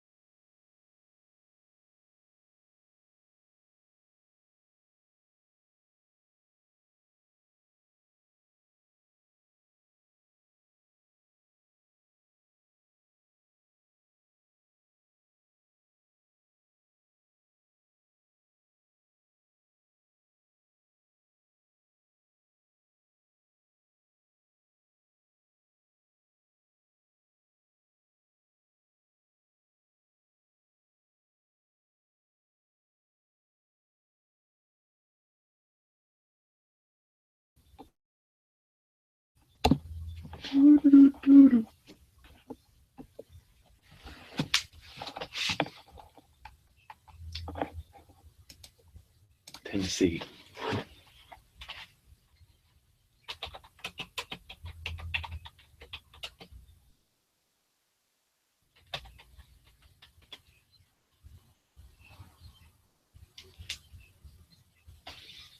Man, I could be in Tennessee right now. Poop.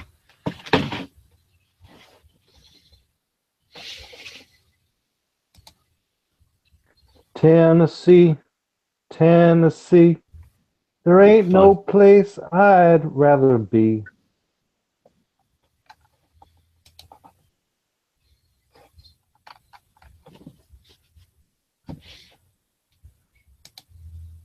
It's always something.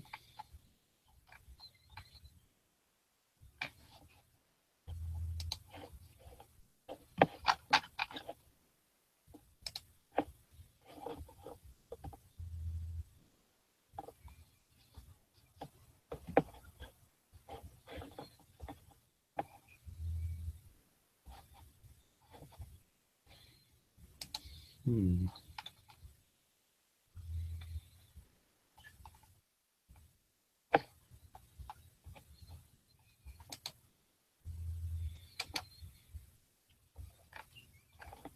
Mhm.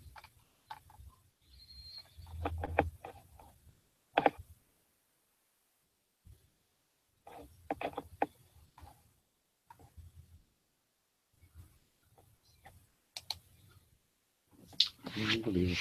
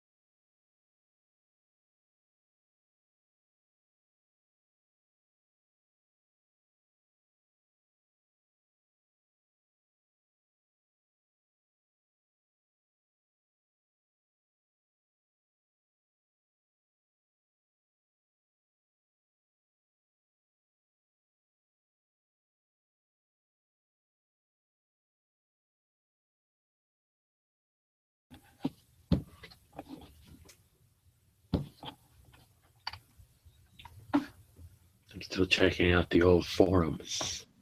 Did you see the shotgun that Bob posted in the gun channels? Yeah, that's pretty cool. Yeah, I mean, we don't see that kind of shotgun here every day, so it looks like something out of a police lockup. Hmm. Evidence locker. Yeah,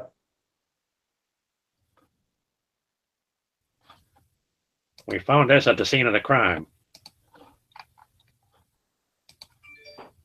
Oh, email.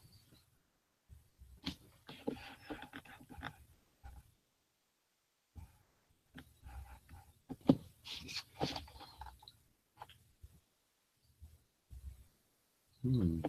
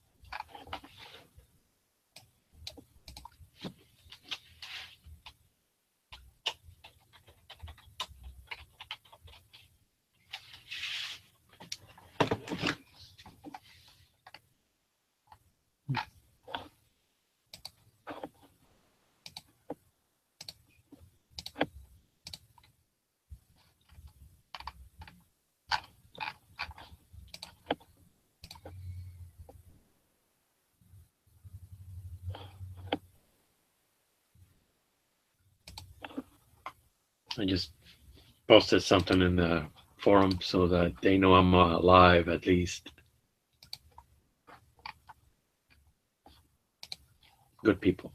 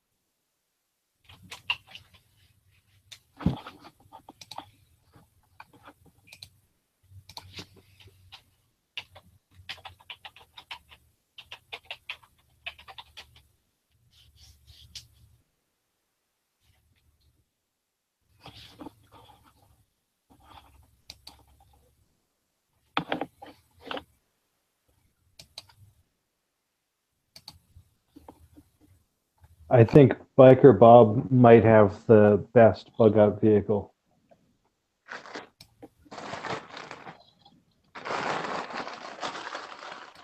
He has the best workout vehicle.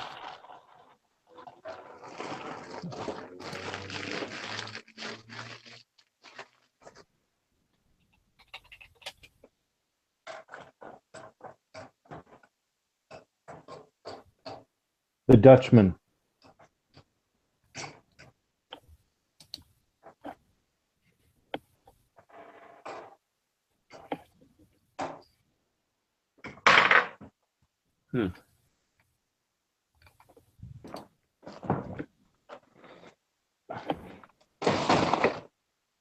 I wonder what kind of preps he has in there.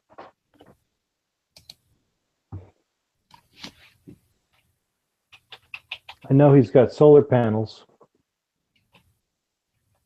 propane. And propane accessories. Oh man, you can't look me up. Yeah, it would be no good just to have propane without the accessories.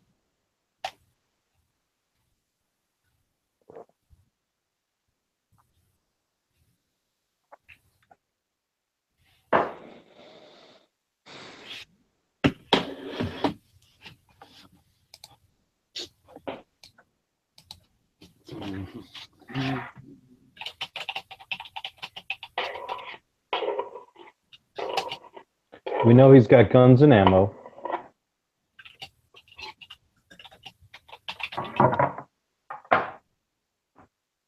And probably some dog food.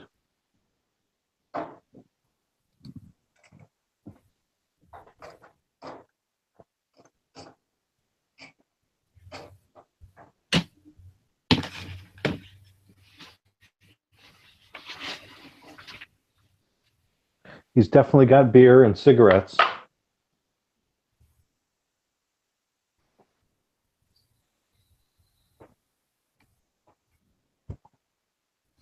Oh.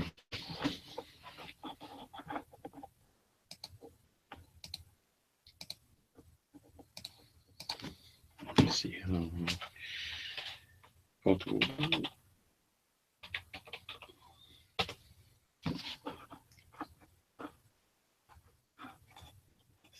sign in. He keeps on posting these Canadian guns in our United States of America chat. Mhm. Now see, 14. That's nice. in 7.62 by 39? Mhm. Isn't that blasphemy? It's cheap. Blasphemy. Blast for me. Cool. Oh, that's me. Cool. Yeah, see, he's just trying to rub it in because it's a Norinco. And frankly, I'm getting a little tired of it, Bob.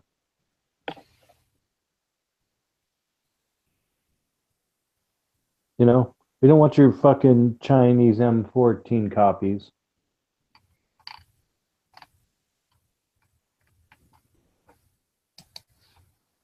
Take that shit back to Canada with you.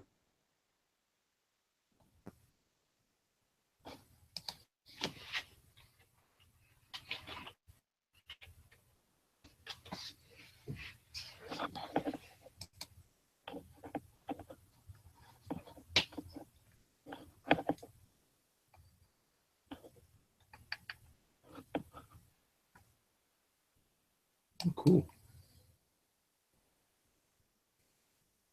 Found some of my old pictures. That's nice.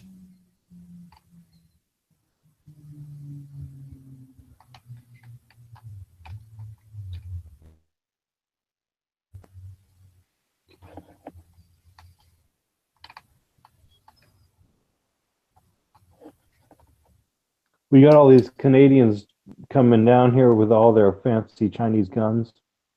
Pretty soon, Darren will be invading Texas.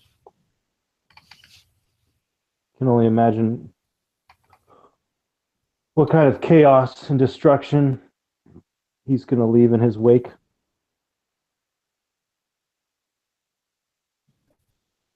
At least those Canadians are light. Sorry, good people. I mean, we don't They go don't to tip, though. Canada and bring all of our guns and rub it in their faces. Ah, look, a 15-round magazine.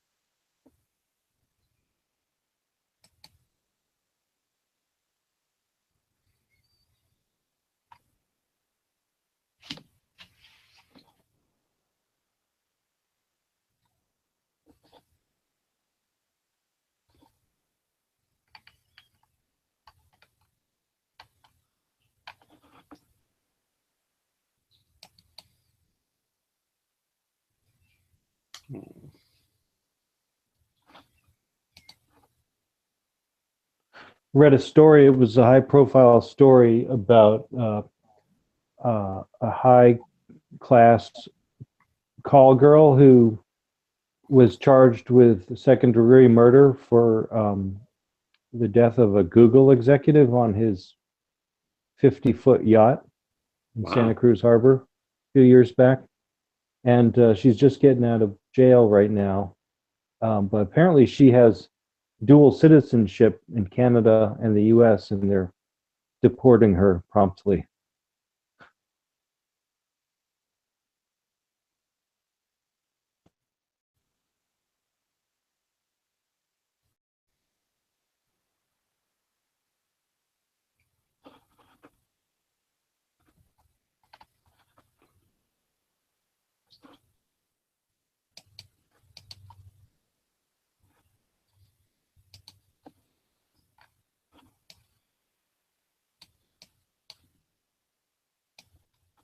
Hmm.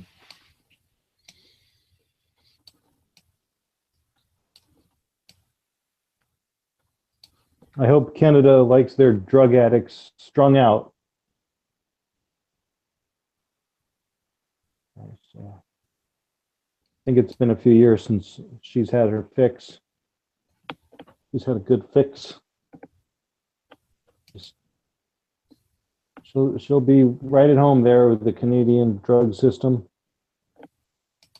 giving her free drugs, free heroin or whatever substitute they give drug addicts. Menadone. Methadone, that's it. Yeah. That'll be her first stop when she returns to her homeland, the methadone clinic.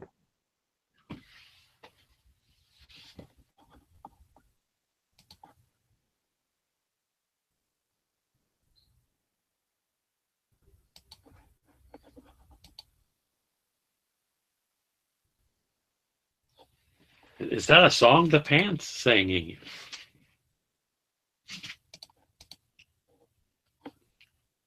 Sponsored ads. If the Pants wants to sing a song, he can come on to this hangout and sing it for all of us.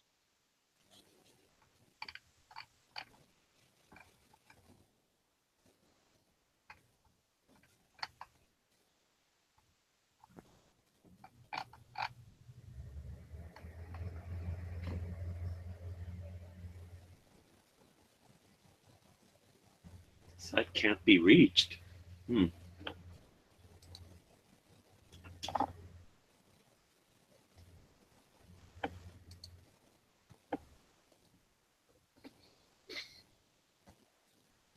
Photo Bucket used to be cool.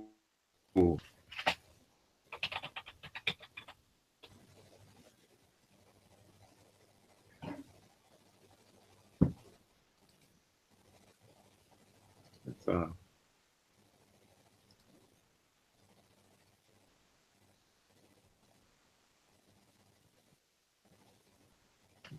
wait. So it doesn't get hurt.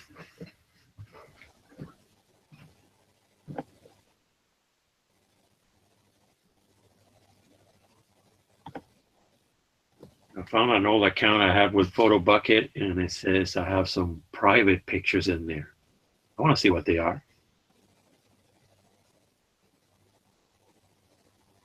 But it's taking forever.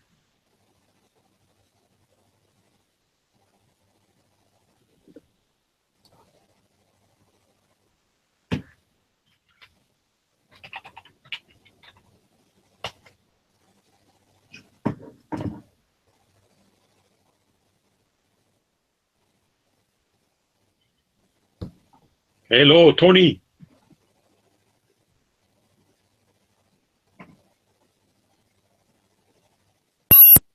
Hey, Raph, how's it going? Another day, another dollar. Hey, the other guys that are in here, I ain't seeing the screen, so I don't know who's here actually. Pink and Clay went. Clay's here. Pink went to work. I'm trying to find why I put pictures in private here. site can be reached. I'm gonna give up on that. I found an old forum that I belong to, so I signed in and said hello, just so that they know I'm alive. An old Volkswagen forum, and I might need them soon. And I know people in the area, so I need some help. It's like putting on the bat signal. I might need some help. Definitely. They got some specialized tools sometimes that I can't afford to buy. So somebody knows somebody who has the tool and I can borrow it and return it. Good people. Old Volkswagens are like a cult thing, man. The dub signal, yeah, Sean Palmer.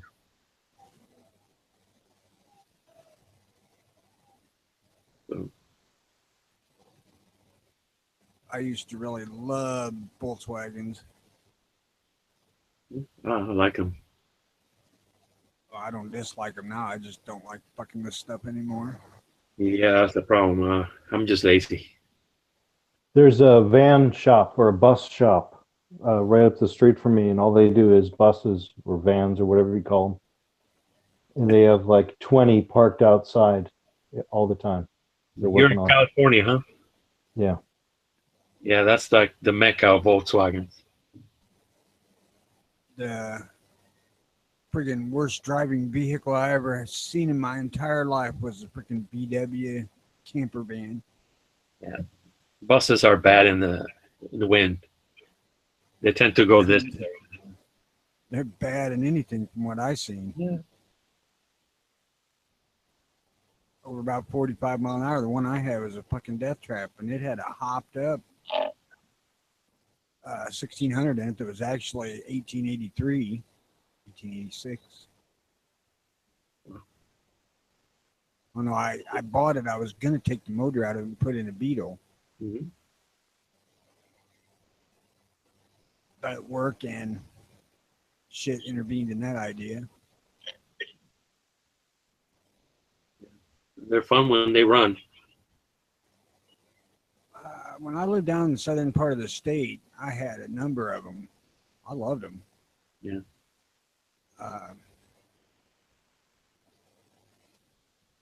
Then I went through the windshield of one and kind of lost my love. Oh, you went through the windshield. Yeah. Yeah, yeah, it can happen. This is the windshield. That's you. I went through the windshield and took that freaking screwed to the ceiling mirror off with my face. I Oh, was a passenger. I was asleep in the passenger seat. The person gave me a ride home, lost control of it, and where just slightly slick, wet road, and nosed first into an embankment and flipped it up, and the top hit a telephone pole. mm. Screwed up my gorgeous sky blue Yeah. 70 Volkswagen Beetle. I had a friend who flipped hers over long ago, and she was taking a curve. She didn't even take it that fast. It just went. And she knows what she's doing. She grew up with them, so I don't know how, but she flipped it. I'm going to say on the bug out scale, the VW van is maybe a 2 or a 3. That's pretty generous.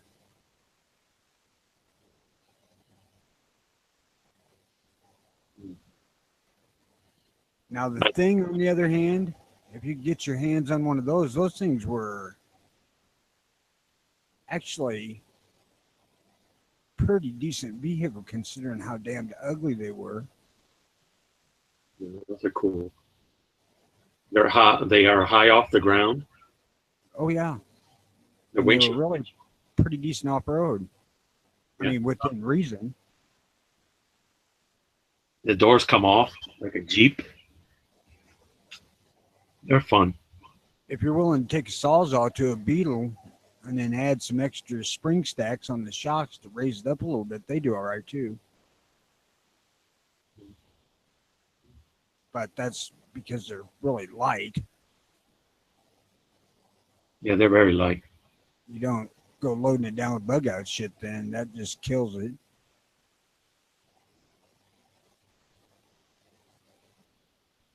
Yeah, the thing would be the bug out Volkswagen.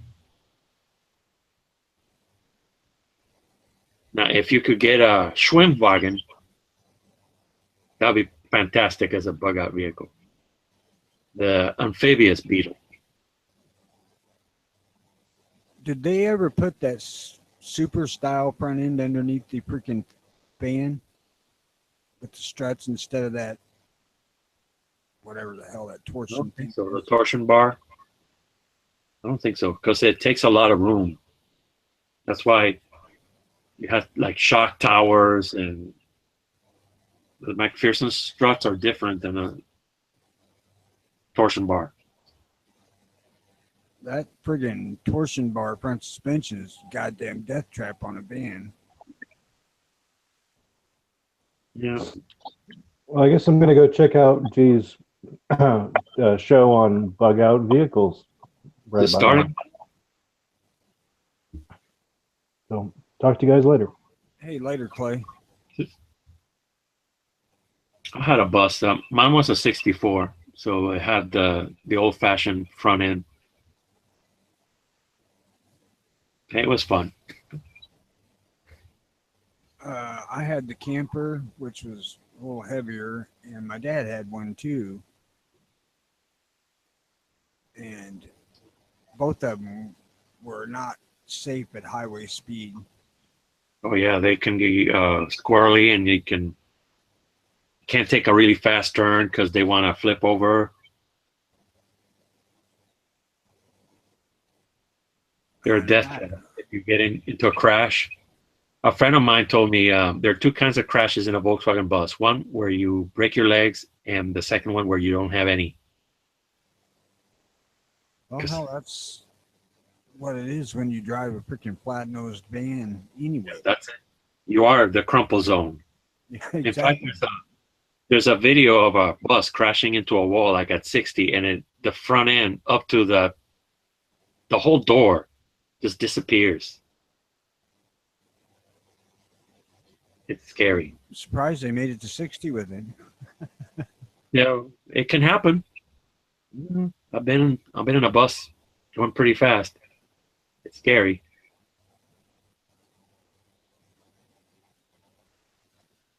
The one I had, they had the engine hopped up pretty good. It ran really well. I had my Beetle. This one up to almost, I think 70. I did once. It's the highest, is 70 something. You know, I don't recall. Scary. I had a 71 Baja Bug, but the motor wasn't hopped up at all. It was just a stock 1600. I don't think I ever drove that thing over probably 60 or 70. Of course, mine has been lightened a lot. You know, I don't have any kind of the fine things like door panels and back seat. Well, mine had been too. It had been cut down to a Baja. Yeah. Yeah. I honestly don't remember ever really having the desire to drive it fast. I guess maybe it was just enough of a handful to drive at regular speeds on the road. Yeah, I drove the highway speeds when I got to the highway. It was mostly, if I'm driving fast, it's because I want to get home because something is breaking. And I figure if I get closer, at least the tow truck doesn't have to take me so far. Back when I had Beetles, the highway speed limit was 55.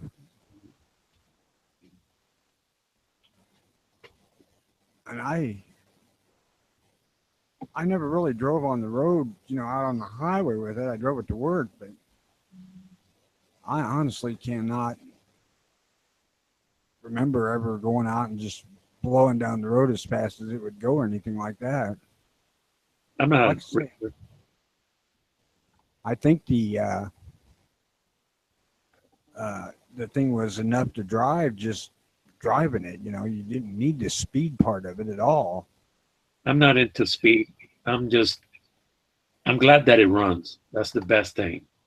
I'm not a racer, but if I'm driving fast, it's because I want to get home quick because something is breaking. That'd be the only reason I would speed. But I just drive it. when I picked up that Beetle, that wasn't. It didn't have an engine. It didn't have tires that were good. So the best thing is if it gets there, that's it. That's all that matters.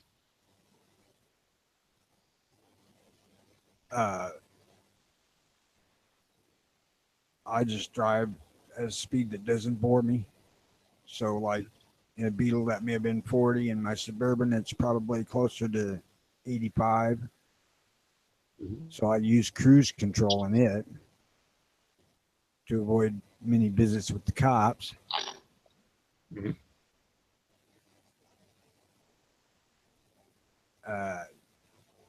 There was no question driving a Volkswagen that you were going pretty quick down the road. I mean, you're doing 40. It sounded like you was doing about 85. Mm-hmm. But I love the sound of those little motors. Things are great. Yeah, the pea shooters on my Beetle, or the single quiet pack, as they call it, a single muffler. I like just stock muffler sound of them. I just like the way that motor sounds. That chirping. Yeah, I like that sound. I have a muffler like that back there. Sometimes I would swap it, but it's the exhaust. I needed something better, bigger, because I have dual carbs. Right, my camper did too, and it had headers. I had headers on my Baja, but they had they were new, so they weren't stupid loud, and it was, just a header on each side, so it wasn't like there was a megaphone on it or anything. It wasn't overly loud. Sounded good.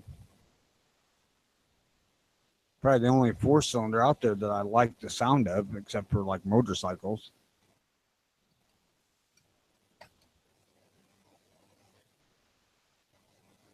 I'm gonna post an old video I found of my friend's Herbie.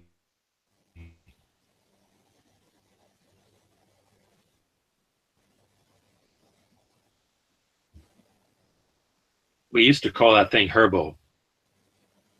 I helped him with it, build it. I found the body for him. I think I paid like $75 for that thing. It didn't have a front end. I have the front back here. He put a roll bar, roll cage in there, built the engine, and put a turbo on it. I don't know if he, that Mazda 4-cylinder that was in my Probe was an impressive motor as far as its seat of the pants feel. It was a running little son of a bitch, but it did not sound all that great. Is that Mazda the one with the rotor?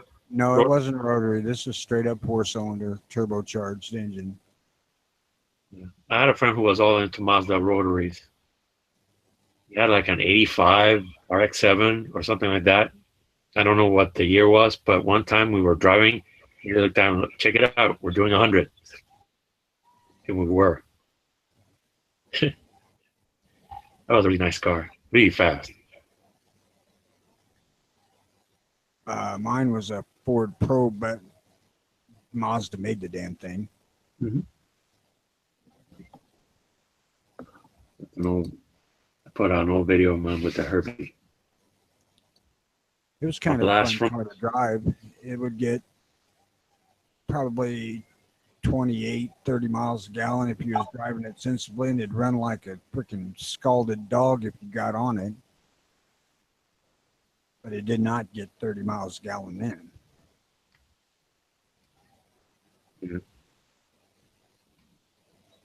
Need a new car. A dependable car, because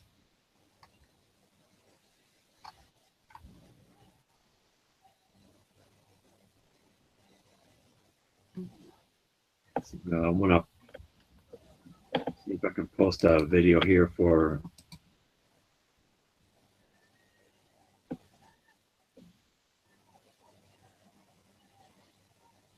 Lancia.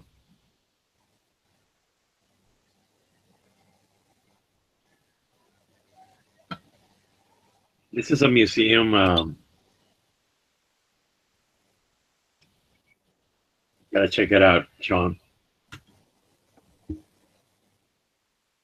Some say that there's a lot of that car in the Beetle.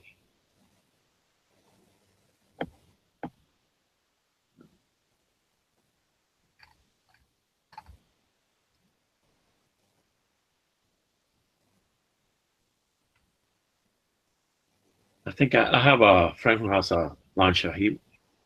There's a Lancia in one of the Herbie movies. Herbie goes to Monte Carlo, or I think it's Monte Carlo. Now, He you falls in have- love with the car. Herbie falls in love with her, the car. But he's making a project, Giselle, I think that's her name. I don't know, I should look it up. I had a 65 Corvair Monza Spider when I was, 15. Cool Corvair. Oh, yeah, it was. And it would embarrass a freaking Volkswagen. Big engine. Oh, yeah. And 2 turbochargers. But it was another one like the van. It was not a very good driving vehicle. No weight in the front, I don't think. I don't know. I was 15 and stupid. I didn't have that much smarts about a car at the time.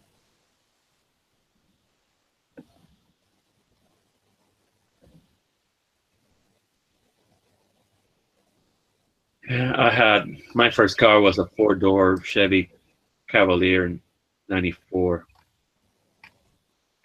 I think my sister ended up with it, and they wrecked it over there in Miami somewhere. Drove it into the ground. And I don't know what happened to it. The first But it car was I had that I actually drove, licensed, and with my driver's license and whatnot was a 65 Chevy Impala.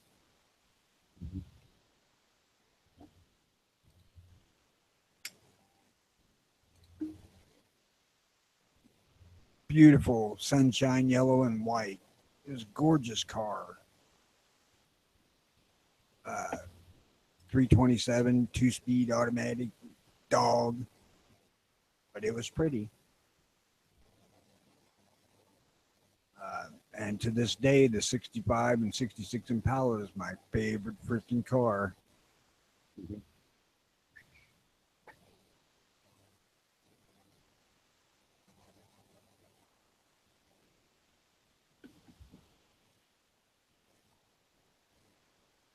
My friend Dave, who made that Herbo, had a bubble top. The 61. Still there? Impala. Bubble top. Somewhere 61 to 63. Yeah. He never got around to fixing it. He sold it. He liked that car a lot, but he had to sell it. My stepdad bought me a 65 Impala SS with 396 4-speed, but it had a blowed motor and never did get it to run before we left for greener pastures, as it were, and abandoned the goddamn thing. So I bought my own. But the 327 Power Glide just wasn't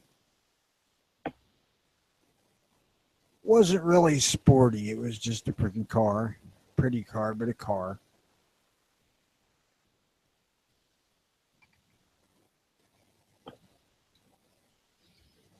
He did get to drive his.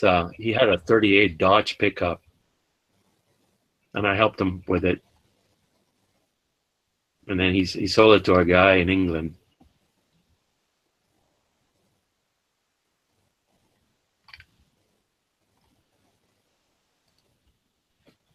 Anymore, I just want something I can get in, Take it turn out. the key on, and drive it. Yeah, I'm into that. That's why I'm thinking new car. Use your car. I hate being the extended warranty. That's why I stick with the Chevrolet V8 stuff, because it's been really reliable for me.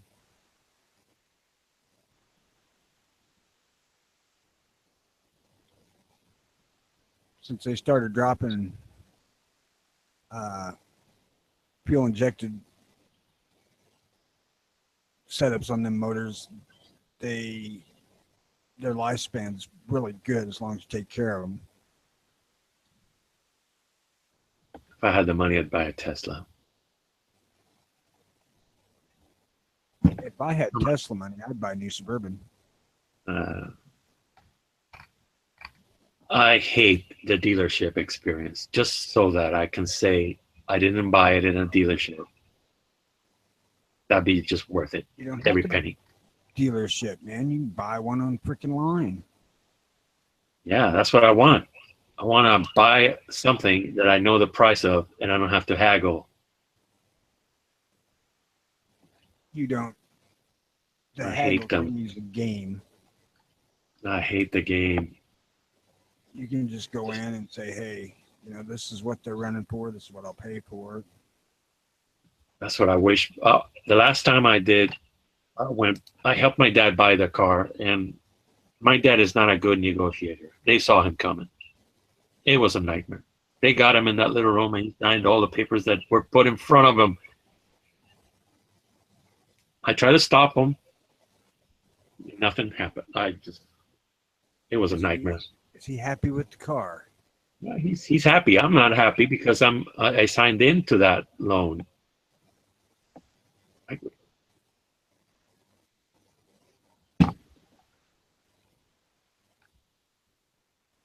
And now every time they need an oil change or something, I have to go in there. Oil changes. Bah. Tesla requires no oil changes. Filters. Your electronic fuel injection. Yeah, well, when the batteries go bad, you're going to love that visit. I don't know about that. Batteries do go bad.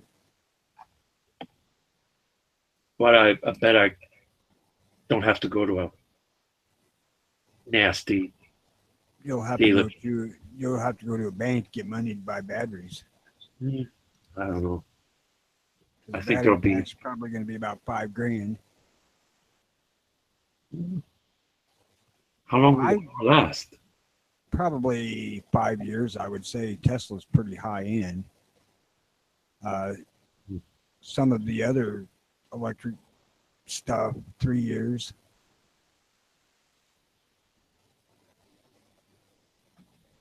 I mean, you can run them longer than that, but their length of charge cycle will get shorter and shorter until it's useless. Some friends of mine had a hybrid and they just switched the battery over. It was cheap. So it can be done. Hybrid ain't the same as electric. But it has batteries. Not like an electric car. I just hate dealerships.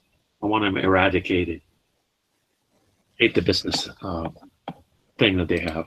I'm telling you, you don't have to use a dealership. You can buy a freaking car online. It's not as easy. Like on eBay, No, if you're looking for a new car, you're gonna have to go to a dealership. It's nasty.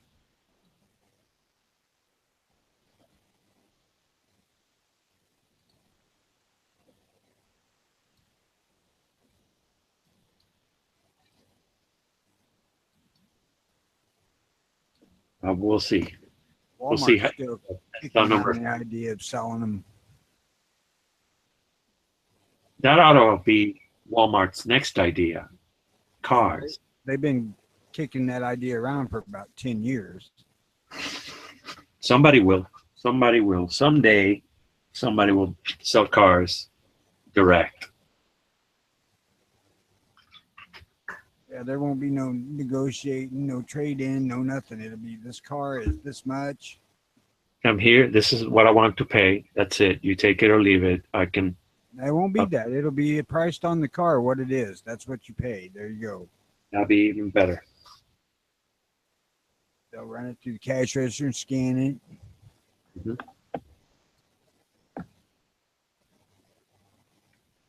You whoop down your 30 or 40,000, whatever the hell it is, and there you go. You just bought your car at Walmart. Walmart car.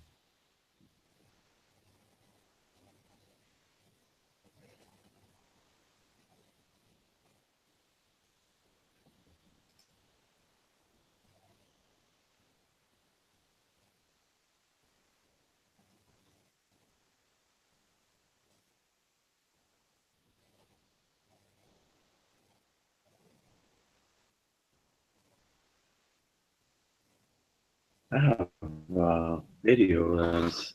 That's a long video. I mean, hell, now you can get online, find information what cars are going for in your area. You can walk into your dealer outfitted with that information. Say, this is what I'm willing to pay. This is what they're going for at other dealers. Take it or leave it.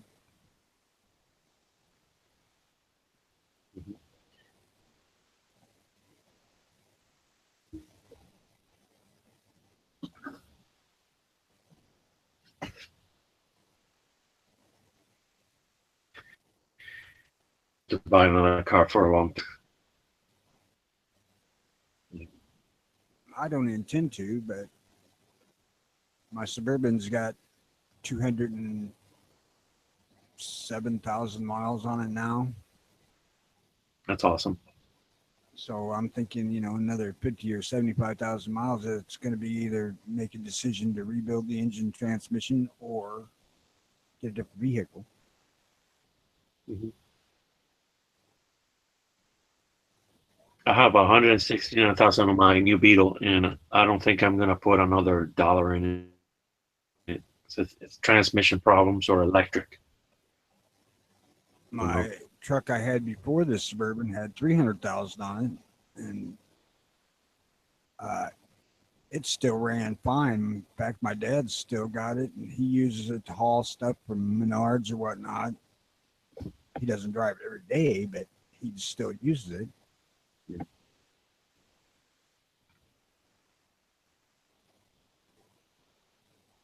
The old Toyota pickup back there, that's I think 269,000. I have to look it up, but it's a good truck.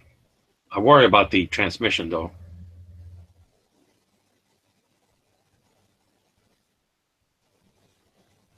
My dad, he should have bought like a Tacoma or something like that, but he didn't.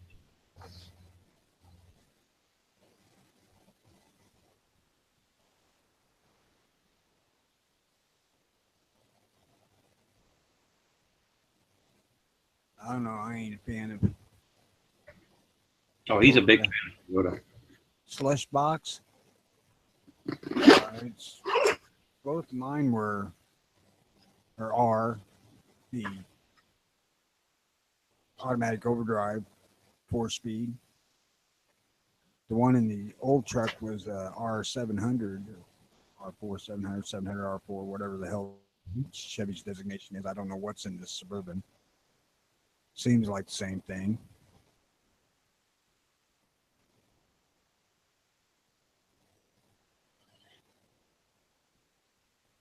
It's actually still really pretty good. It seems like. I mean, it ships well. It doesn't act like there's any issues going on yet, but I probably need to change the fluid filter in it. I might do that this summer. But I don't ever, the whole time I had the truck and the whole time I've had this, I don't ever push it. You know, I don't use the truck to pull stuff. I don't haul a bunch of shit in it. It's just a big car.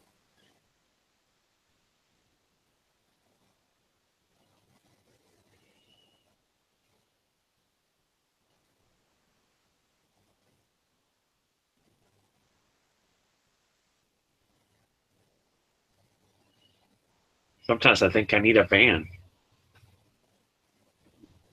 A small Ford or even a Kia van would be nice.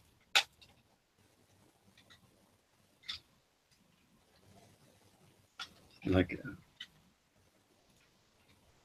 I had a couple of Astro minivans. I had a Lumina minivan, which I really liked. Mhm. Probably one of the better driving minivans I'd ever seen. And hell, it drove like a car. I had a number of full-size vans. I had a mid-'80s GMC full-on conversion van, which was a nice cruise on the road, but 11 miles a gallon going downhill is about the best it was capable of doing.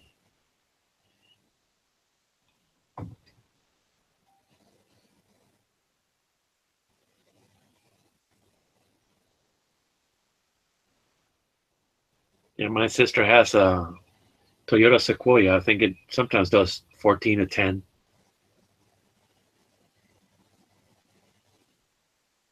Piss, my Suburban does 14 and a half on the highway. Mm-hmm. Yep. Yeah, that's highway. I would look at there's a digital dial that tells you how you're doing.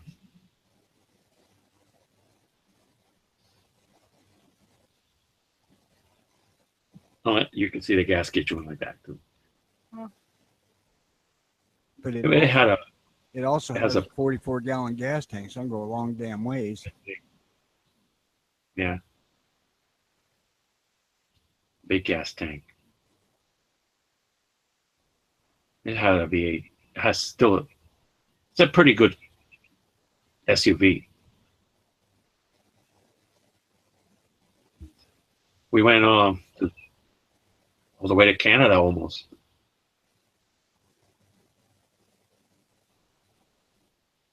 It's a good SUV. Too bad they don't make them anymore, I think. Or this is the last year. I heard something like that.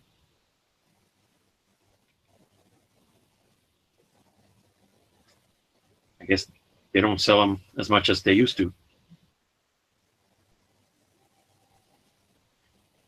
People got into that economy stuff.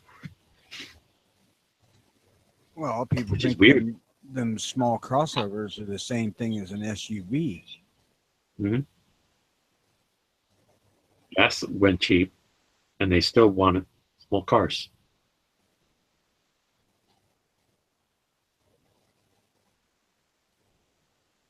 I don't like little cars. I never have, except for the Volkswagen Beetle. Yeah.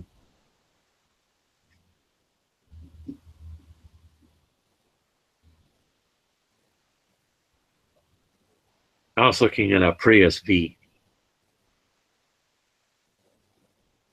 It was 25,000 or so. 40 or 50, 47 miles per gallon or something like that.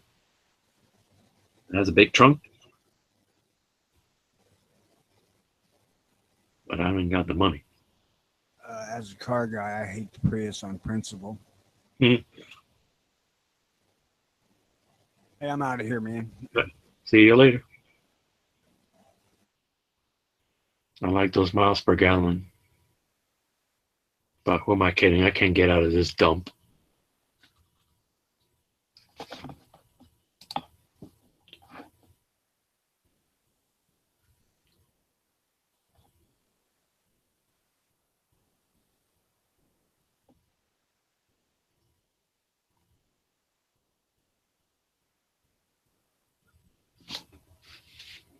Hello, Gun Channels.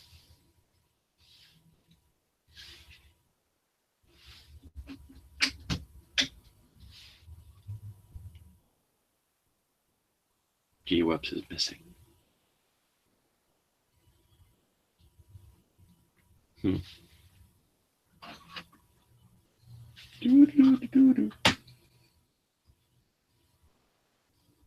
This is a car part, believe it or not.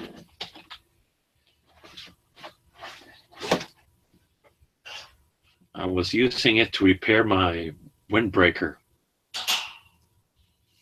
Because on the bottom there's it's like a little rope that you make the bottom of your. So it had gone all the way out, so I had to tape part of the windbreaker cord and slip it through out the other end. So this is a car. Can anybody guess what this is?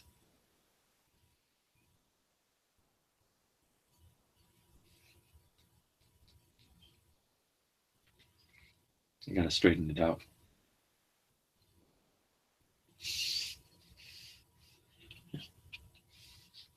Need a tool.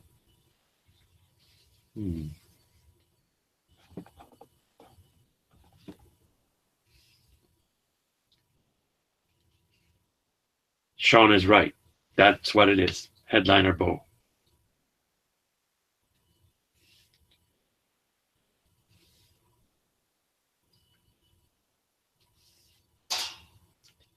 He's an oracle.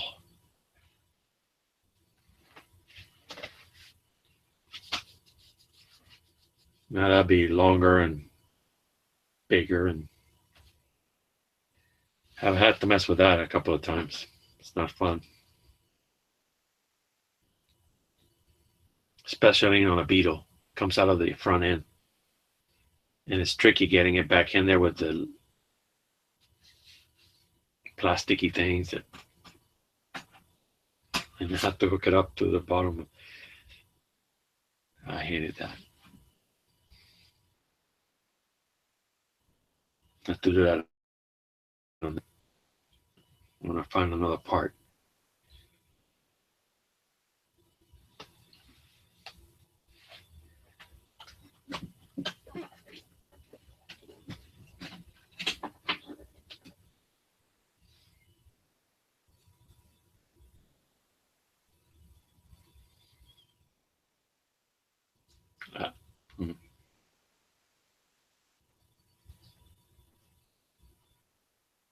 Yeah, that's about it. Depends. That's right.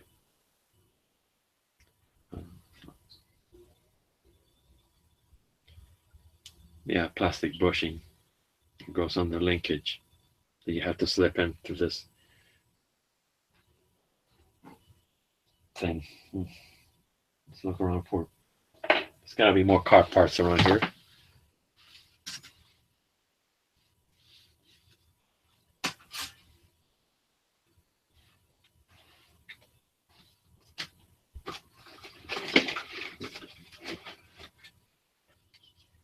So I went to Walmart or maybe it was the mall one time, and this lady handed me this.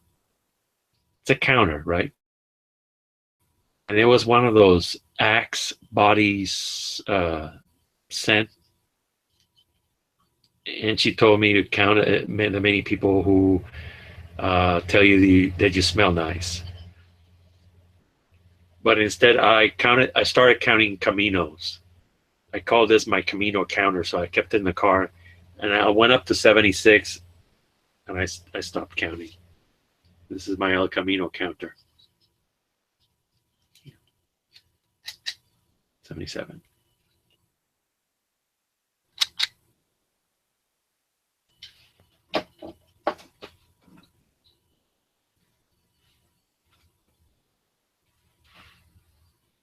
I actually found a car part that I don't know what it is.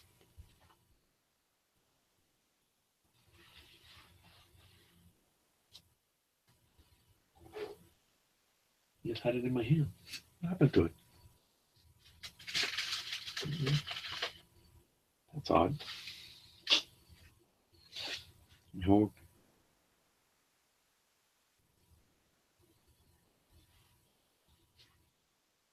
We used to play Guess That Part when I used to go to my friend Dave's garage. Oh, car shows, guys. We did Guess That Part. I was not good in it. Even things that I've worked with, I just don't remember what they are sometimes.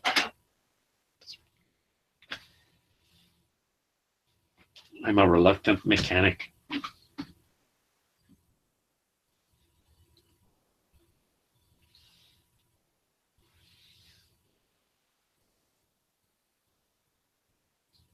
Hey, G-Webs is around.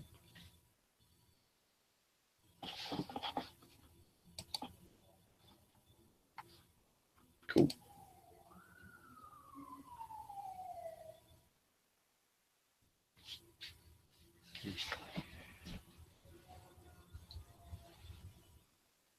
Fire truck.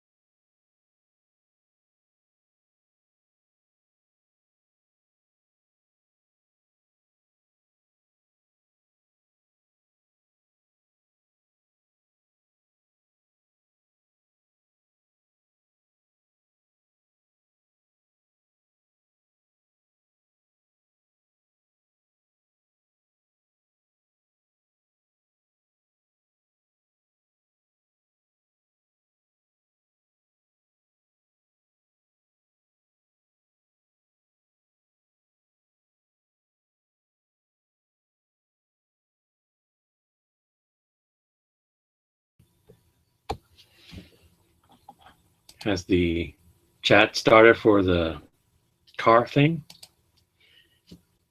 Shauna, I got a cool part. I don't, maybe, I don't know if you can get this, but this is a pretty obscure part.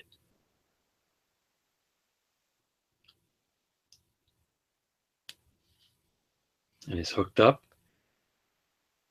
electrically to that.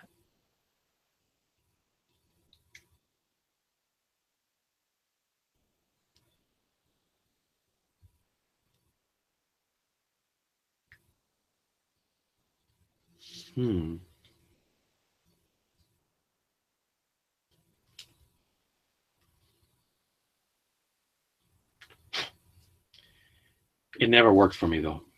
It's cool, but it never worked for me.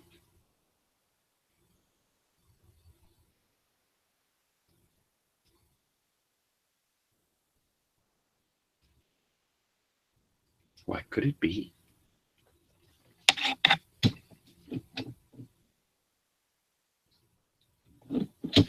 It turns. And it goes, and it is electrically do something.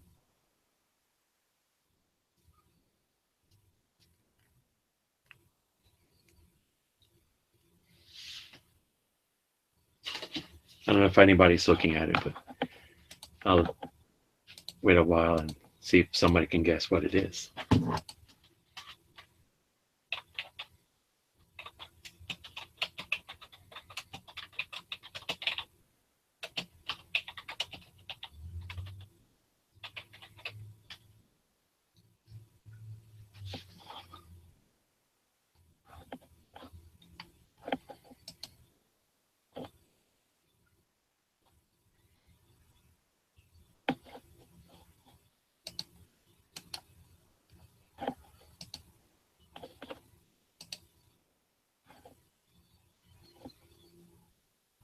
No. See if I can.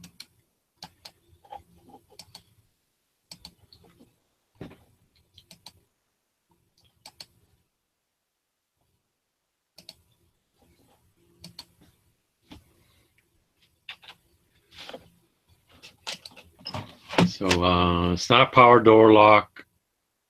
Electric gas wiper, no. Electric wiper motor, no. Heat, nope.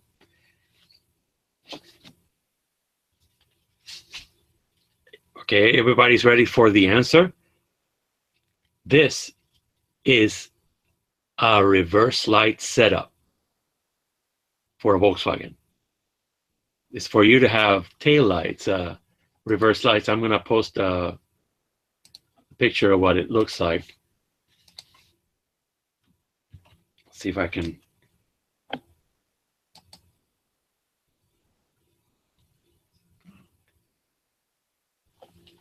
It's in that all the way to the lower left-hand side. See, it's rolled up. So this is how it works.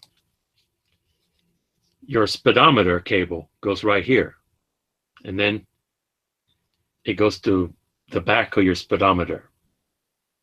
When your wheels go back, it makes a contact. Wires go. So your lights will turn on in the back for reverse. Cool, huh? It never worked for me. I bought a whole speedometer just for that part, and it didn't work.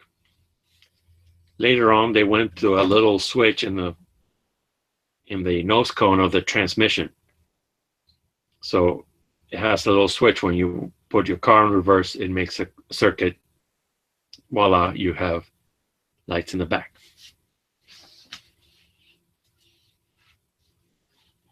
Yeah, that was a cool part. Too bad it didn't work for me.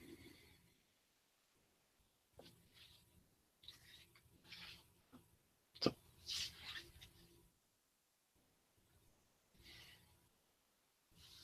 you have to do. It didn't have reverse lights. People wanted them.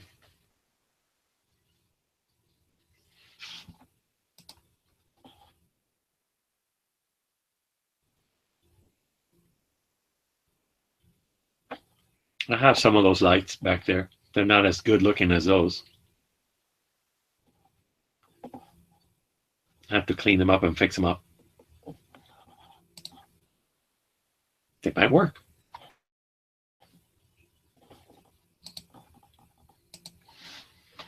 It's dark out, otherwise I'd pull some more parts.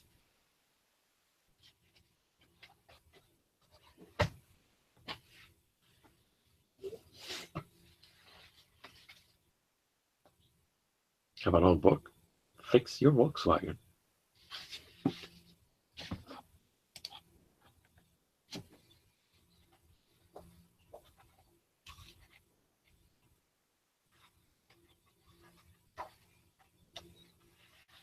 Back in the day. It was a very handy diagram.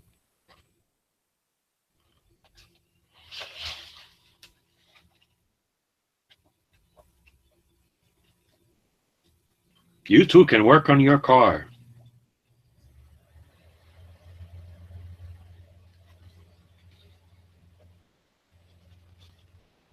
There's a classic.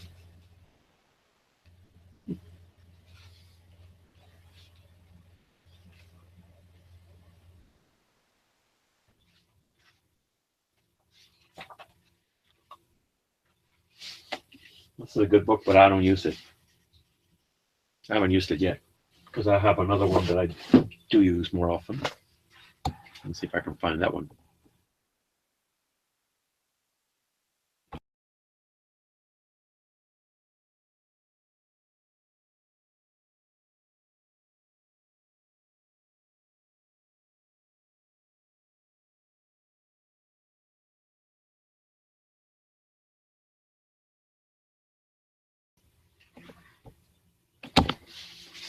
This is my favorite. How to keep your Volkswagen alive. A manual of step-by-step procedures for the complete idiot. It's been around for a while. It's a classic. We call it the Bible. Sometimes you're guaranteed to have one of these if you buy an old car. It's a lot friendlier than that, or Chilton's, or whatever manual you can find. It's written for people, regular people. Show you some of the classic drawings they got. See if you can find the spaghetti model. Or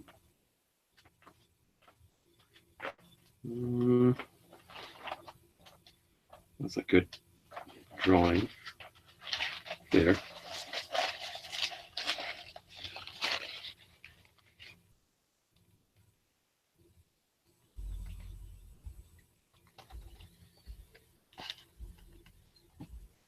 It was written in the 60s, so it's a lot of hippie type drawings.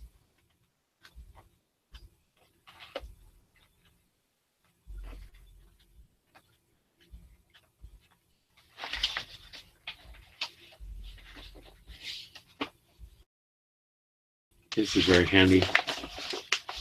And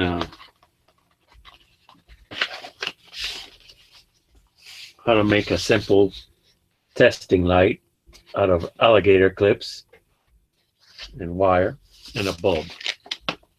Oh, bulb socket. See, it's pretty handy.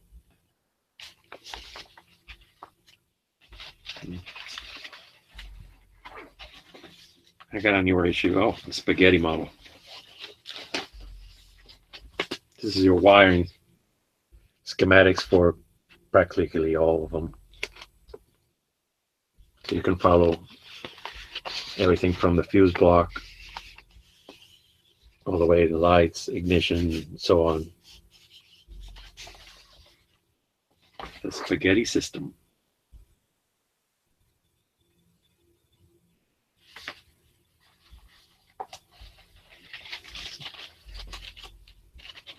Good book. Extremely handy.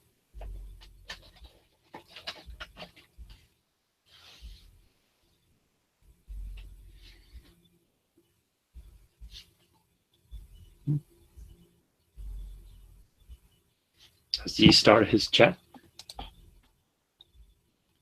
Nope. Okay.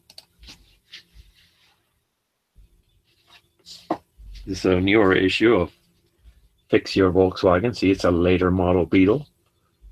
And it's got gremlins all over. I don't know if they're gremlin or elves. There goes Beetle, Super Beetle, Type 3, Type 4, Dasher, Rabbit, and Scirocco. A little dusty. It's always good to pick up because sometimes you got a fixed car that's then that one. Things change. It's one of those. This one's kind of sad looking, but VW Performance Tuning. That car's groovy, man. Nah, I hate it. Guy's turning his back on a Beetle.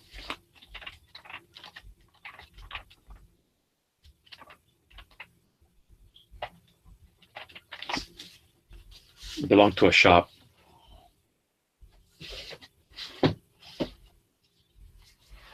This is a Beetle that was, this is a book that was given to people in the 1960s. 1967 or so. It's called Think Small. Compliments of your Volkswagen dealer. This one belonged to Melange something. It says 73, so somebody Got it in 73. Think small. Like it's art and drawings. Somebody robbing the guy in a van, the ice cream van.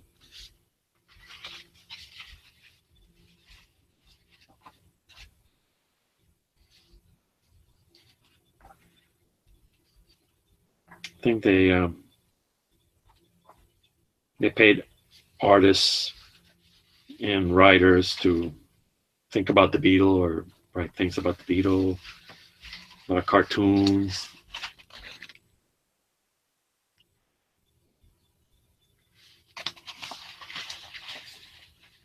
It's given him an inferiority complex. Now he hardly ever mentions going 7 days without water. They see the camels are talking about the car.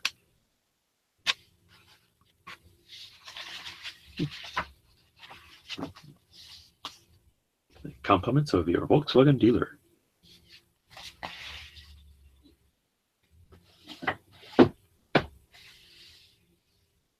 Have some more over there.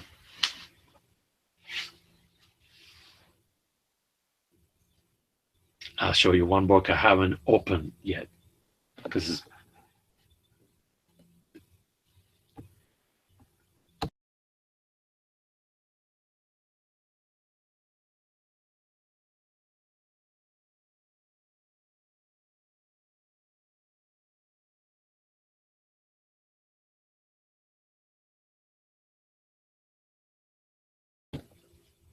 this book is awesome. I haven't opened it yet.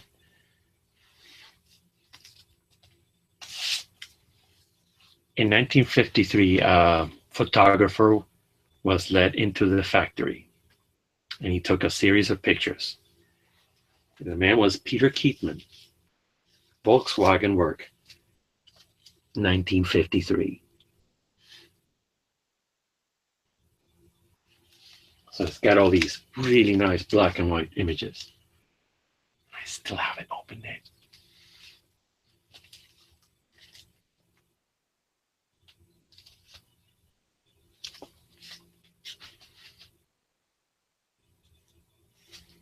See I don't know if you can see the car bodies dropping onto the pans. 1953 Beatles up there at the factory. And then was the factory. It had only one factory.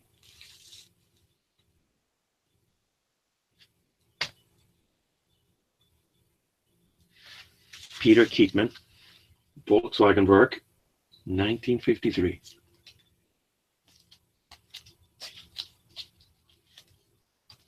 It's my favorite book. I haven't opened it yet.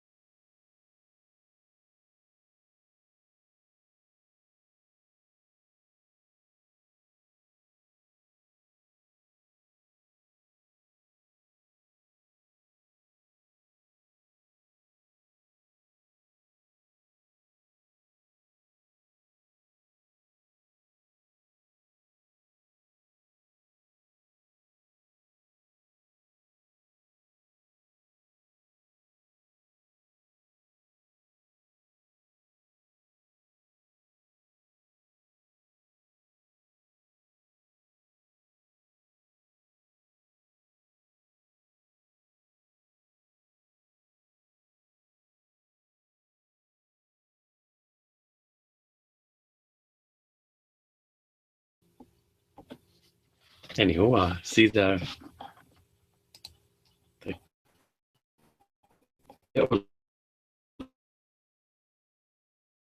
venture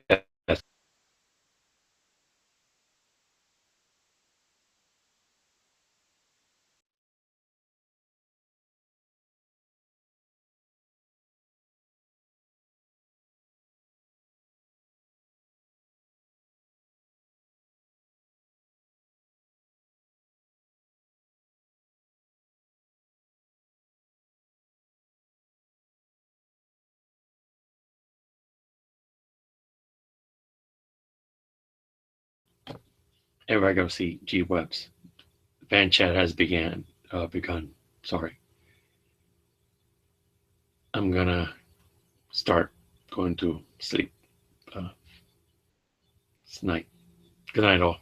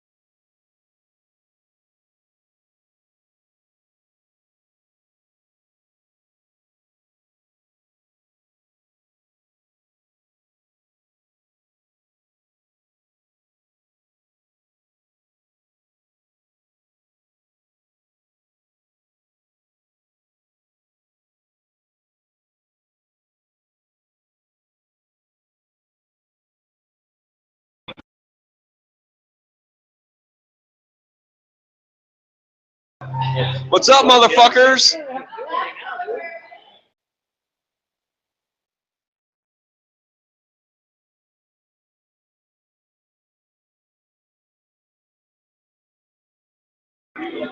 Come on, guys, fucking join the chat. I'm trying to show this dude like how cool Gun Channels is, and you're all fucking sleeping.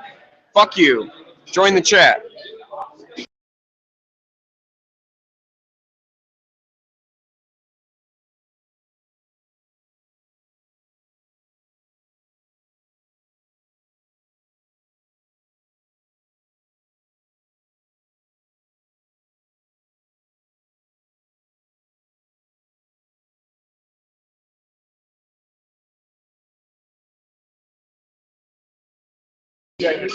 Come on, people. What the fuck you doing? Click the link.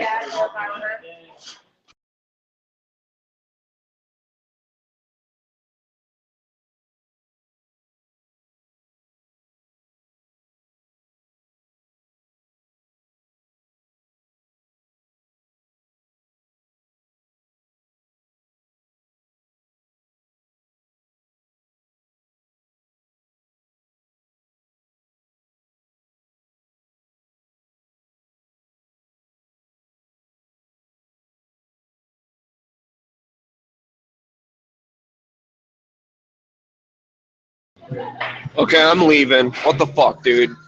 Seriously. We had a chance to fucking add someone to Gun Channels, and you're all being pansies. Bullshit. Have a good night.